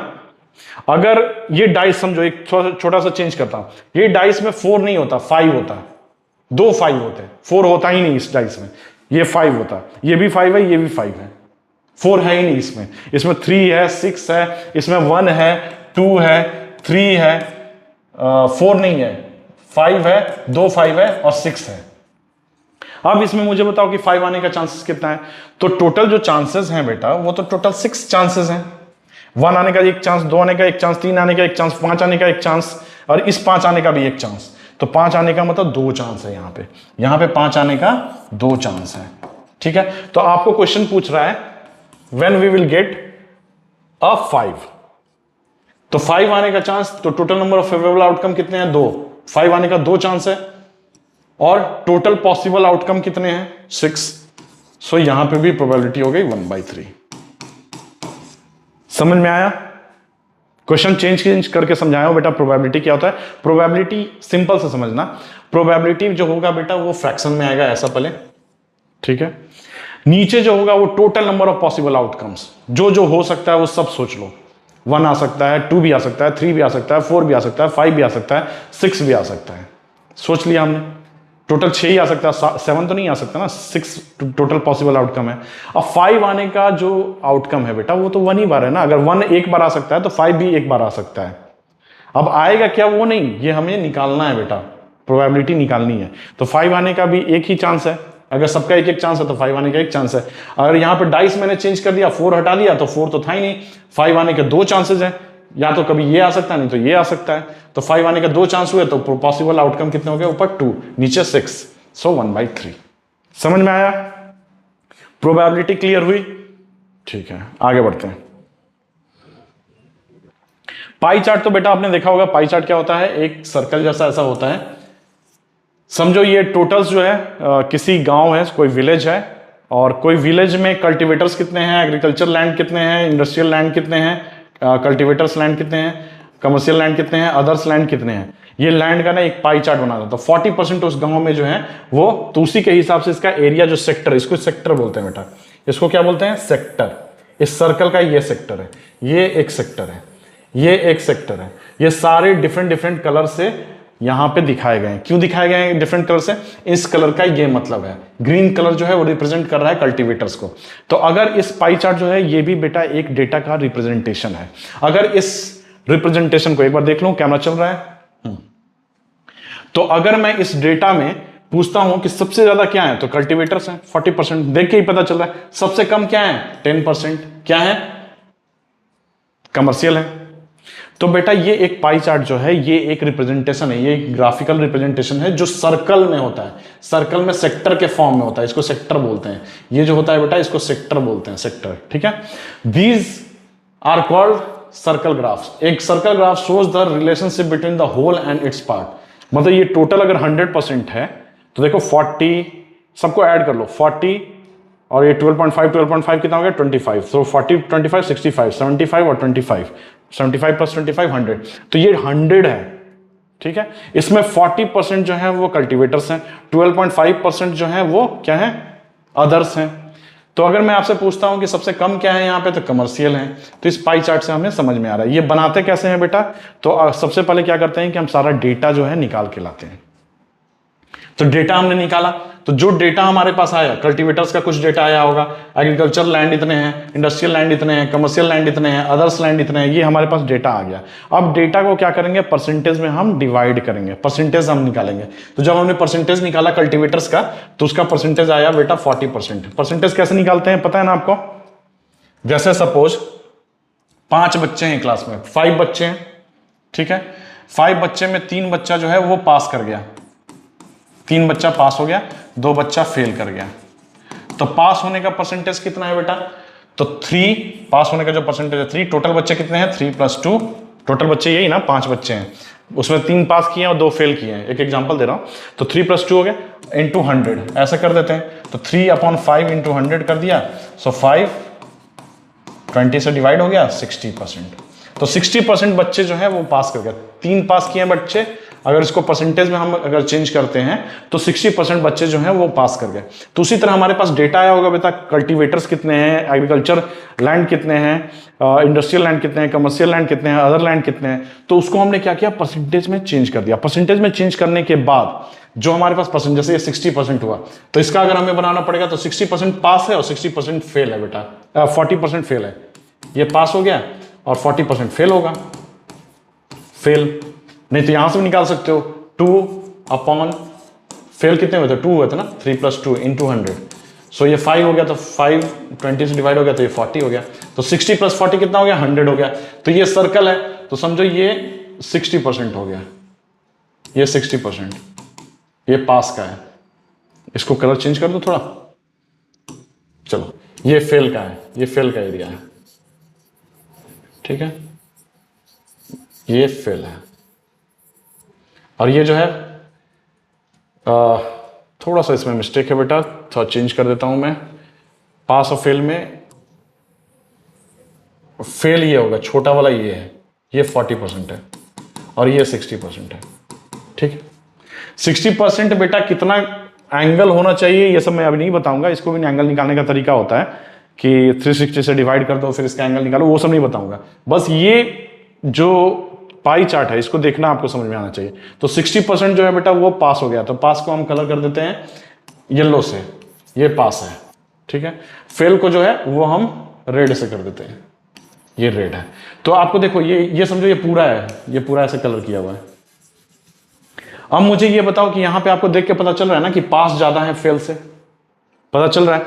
तो उसी तरह बेटा यहाँ पे कुछ डेटा आया होगा, उसको परसेंटेज में चेंज किया गया, सारा परसेंटेज में चेंज किया गया और फिर उसको सर्कल में उसके सेक्टर्स जो है डिसाइड किया गया। सेक्टर्स डिसाइड करना जो होता है बेटा थोड़ा सा आपके लेवल से ऊपर की चीज है, इसलिए मैं बता नहीं रहा हूं। तो ये पाई चार्ट आपको देख के क्या समझ में आ रहा है ये आपको समझना है। तो समझ में आया पाई चार्ट क्या होता है? जिसका ज्यादा बड़ा सेक्टर वो चीज उतना ज्यादा, जिसका छोटा देखो 10% वो उतना छोटा, ठीक है। पाई चार्ट देखना समझ में आया। सेक्टर्स जो होते हैं वो प्रोपोर्शनल होते हैं टू द एक्टिविटी। क्लियर हुआ? आगे बढ़ते हैं। Types of bar graph. अब देखो इतने 4 तरह के यहां पे बार ग्राफ्स हैं, इसमें 2 मैंने आपको समझा दी। ये वर्टिकल बार ग्राफ समझा दिया है, ये डबल बार ग्राफ समझा दिया, ये कंपेयर के लिए यूज होता है। यही वर्टिकल का बेटा अगर ये जो चीज है इसको यहां पे रख दो, प्रोडक्शन ऑफ फूड ग्रेन जो है नीचे कर दो, ईयर्स जो है ऊपर कर दो, वाई एक्सिस पे ईयर्स को कर दो और वाई एक्सिस की जो चीज है प्रोडक्शन ऑफ फूड ग्रेन जो है उसको एक्स एक्सिस पे कर दो, तो वो बेटा ऐसा दिखने लगेगा। इसको ट्यूं ऐसे घुमा दो, ट्यूं ऐसे घुमा दिया, तो ये जो नंबर्स हैं 0 2 4 6, ये जो देख रहे हो ना यहाँ पे 0 2 4 6, ये यहाँ पे एक्स एक्सिस पे आ जाएगा, वाई एक्सिस पे आ जाएगा। 0 2 4 6 ये वाई एक्सिस पे आ गया। और ये जो एक्स एक्सिस की चीज है पिंक, तो ये हो गया पिंक, ये हो गया ग्रीन। ग्रीन कितना है? 5 है, तो 5 पे पहुंचा दिया ग्रीन को, तो ये हो गया ग्रीन। तो बेटा यही देखो, यही चीज को ट्यूं ऐसे कर दिया, तो एक्स एक्सिस की चीज को वाई एक्सिस पे डाल दो, वाई एक्सिस की चीज को एक्स एक्सिस पे डाल दो, एक्स एक्सिस की वाई एक्सिस की एक्स एक्सिस पे डाल दोगे तो ये ऐसा बन जाएगा। तो इसको क्या बोलते हैं? Horizontal graph, horizontal bar graph. इसमें जो बार है इसको बार बोलते हैं बेटा, ये बार जो है ये हॉरिजॉन्टल है, ठीक है। स्टैक्ड बार ग्राफ क्या होता है? Stack bar graph. इस स्टैक मतलब क्या होता है बेटा? स्टैक मतलब होता है पाइलिंग, एक के ऊपर एक चीज को रखना। तो ये देखो एक के ऊपर एक चीज रखी हुई है, ये ग्रीन है, ये ब्लू है, ये येलो है, ये रेड है। तो प्री क्लास में ग्रीन शर्ट पहन के कितने चिल्ड्रन आए थे? तो 5 से नीचे देखो यहां पे 4 आए थे। ये ब्लू पहन के कितने आए थे? तो ये ब्लू पहन के 6 बच्चे आए थे। ये येलो क्या बता रहा है? 10 बच्चे। ये रेड क्या बता रहा है? 15 बच्चे। तो मतलब प्री क्लास में अलग अलग कलर पहन के, अलग अलग कलर का शर्ट पहन के कौन कौन बच्चे, कितने बच्चे आए थे? तो ये स्टैक्ड बार ग्राफ से दिखाया जाता है। स्टैक्ड मतलब एक के ऊपर एक, ठीक है। एलिमेंट्री में भी ग्रीन का ये है, ग्रीन, ब्लू, येलो, रेड, ये सारे शर्ट पहन के आए थे, यहां पे नंबर्स हैं। क्लियर हुआ? तो इस तरह से हम यहां पे स्टैक्ड बार ग्राफ जो है ये भी हमें देखने को मिलता है, ठीक है। आगे बढ़े। तो आगे सबसे इंपॉर्टेंट चीज है स्टडी वेल। पढ़ाई करते रहो बेटा, आप लोग बहुत अच्छे से पढ़ाई करते रहो और इसी तरह मैं वीडियो बनाता रहूंगा। होप आप लोग को मजा आया होगा और आपके कंसेप्ट्स क्लियर होंगे। अब इसको पढ़ने के बाद बेटा आप लोग ओलंपियाड के भी क्वेश्चन लगाओगे और इसके बाद जो एनसीईआरटी में जो आपका बुक होगा, जो भी पब्लिकेशन आपके स्कूल में यूज हो रहा होगा, उसके भी सारे क्वेश्चंस लगाओगे। मुझे लगता है कि सारी चीजें मैंने यहाँ पे कवर कर दिया, कुछ भी छूटा नहीं है। ओलंपियाड तक के क्वेश्चन आपसे बहुत इजीली सॉल्व हो जाएंगे। तो चलो पढ़ाई करते रहो। जय हिंद।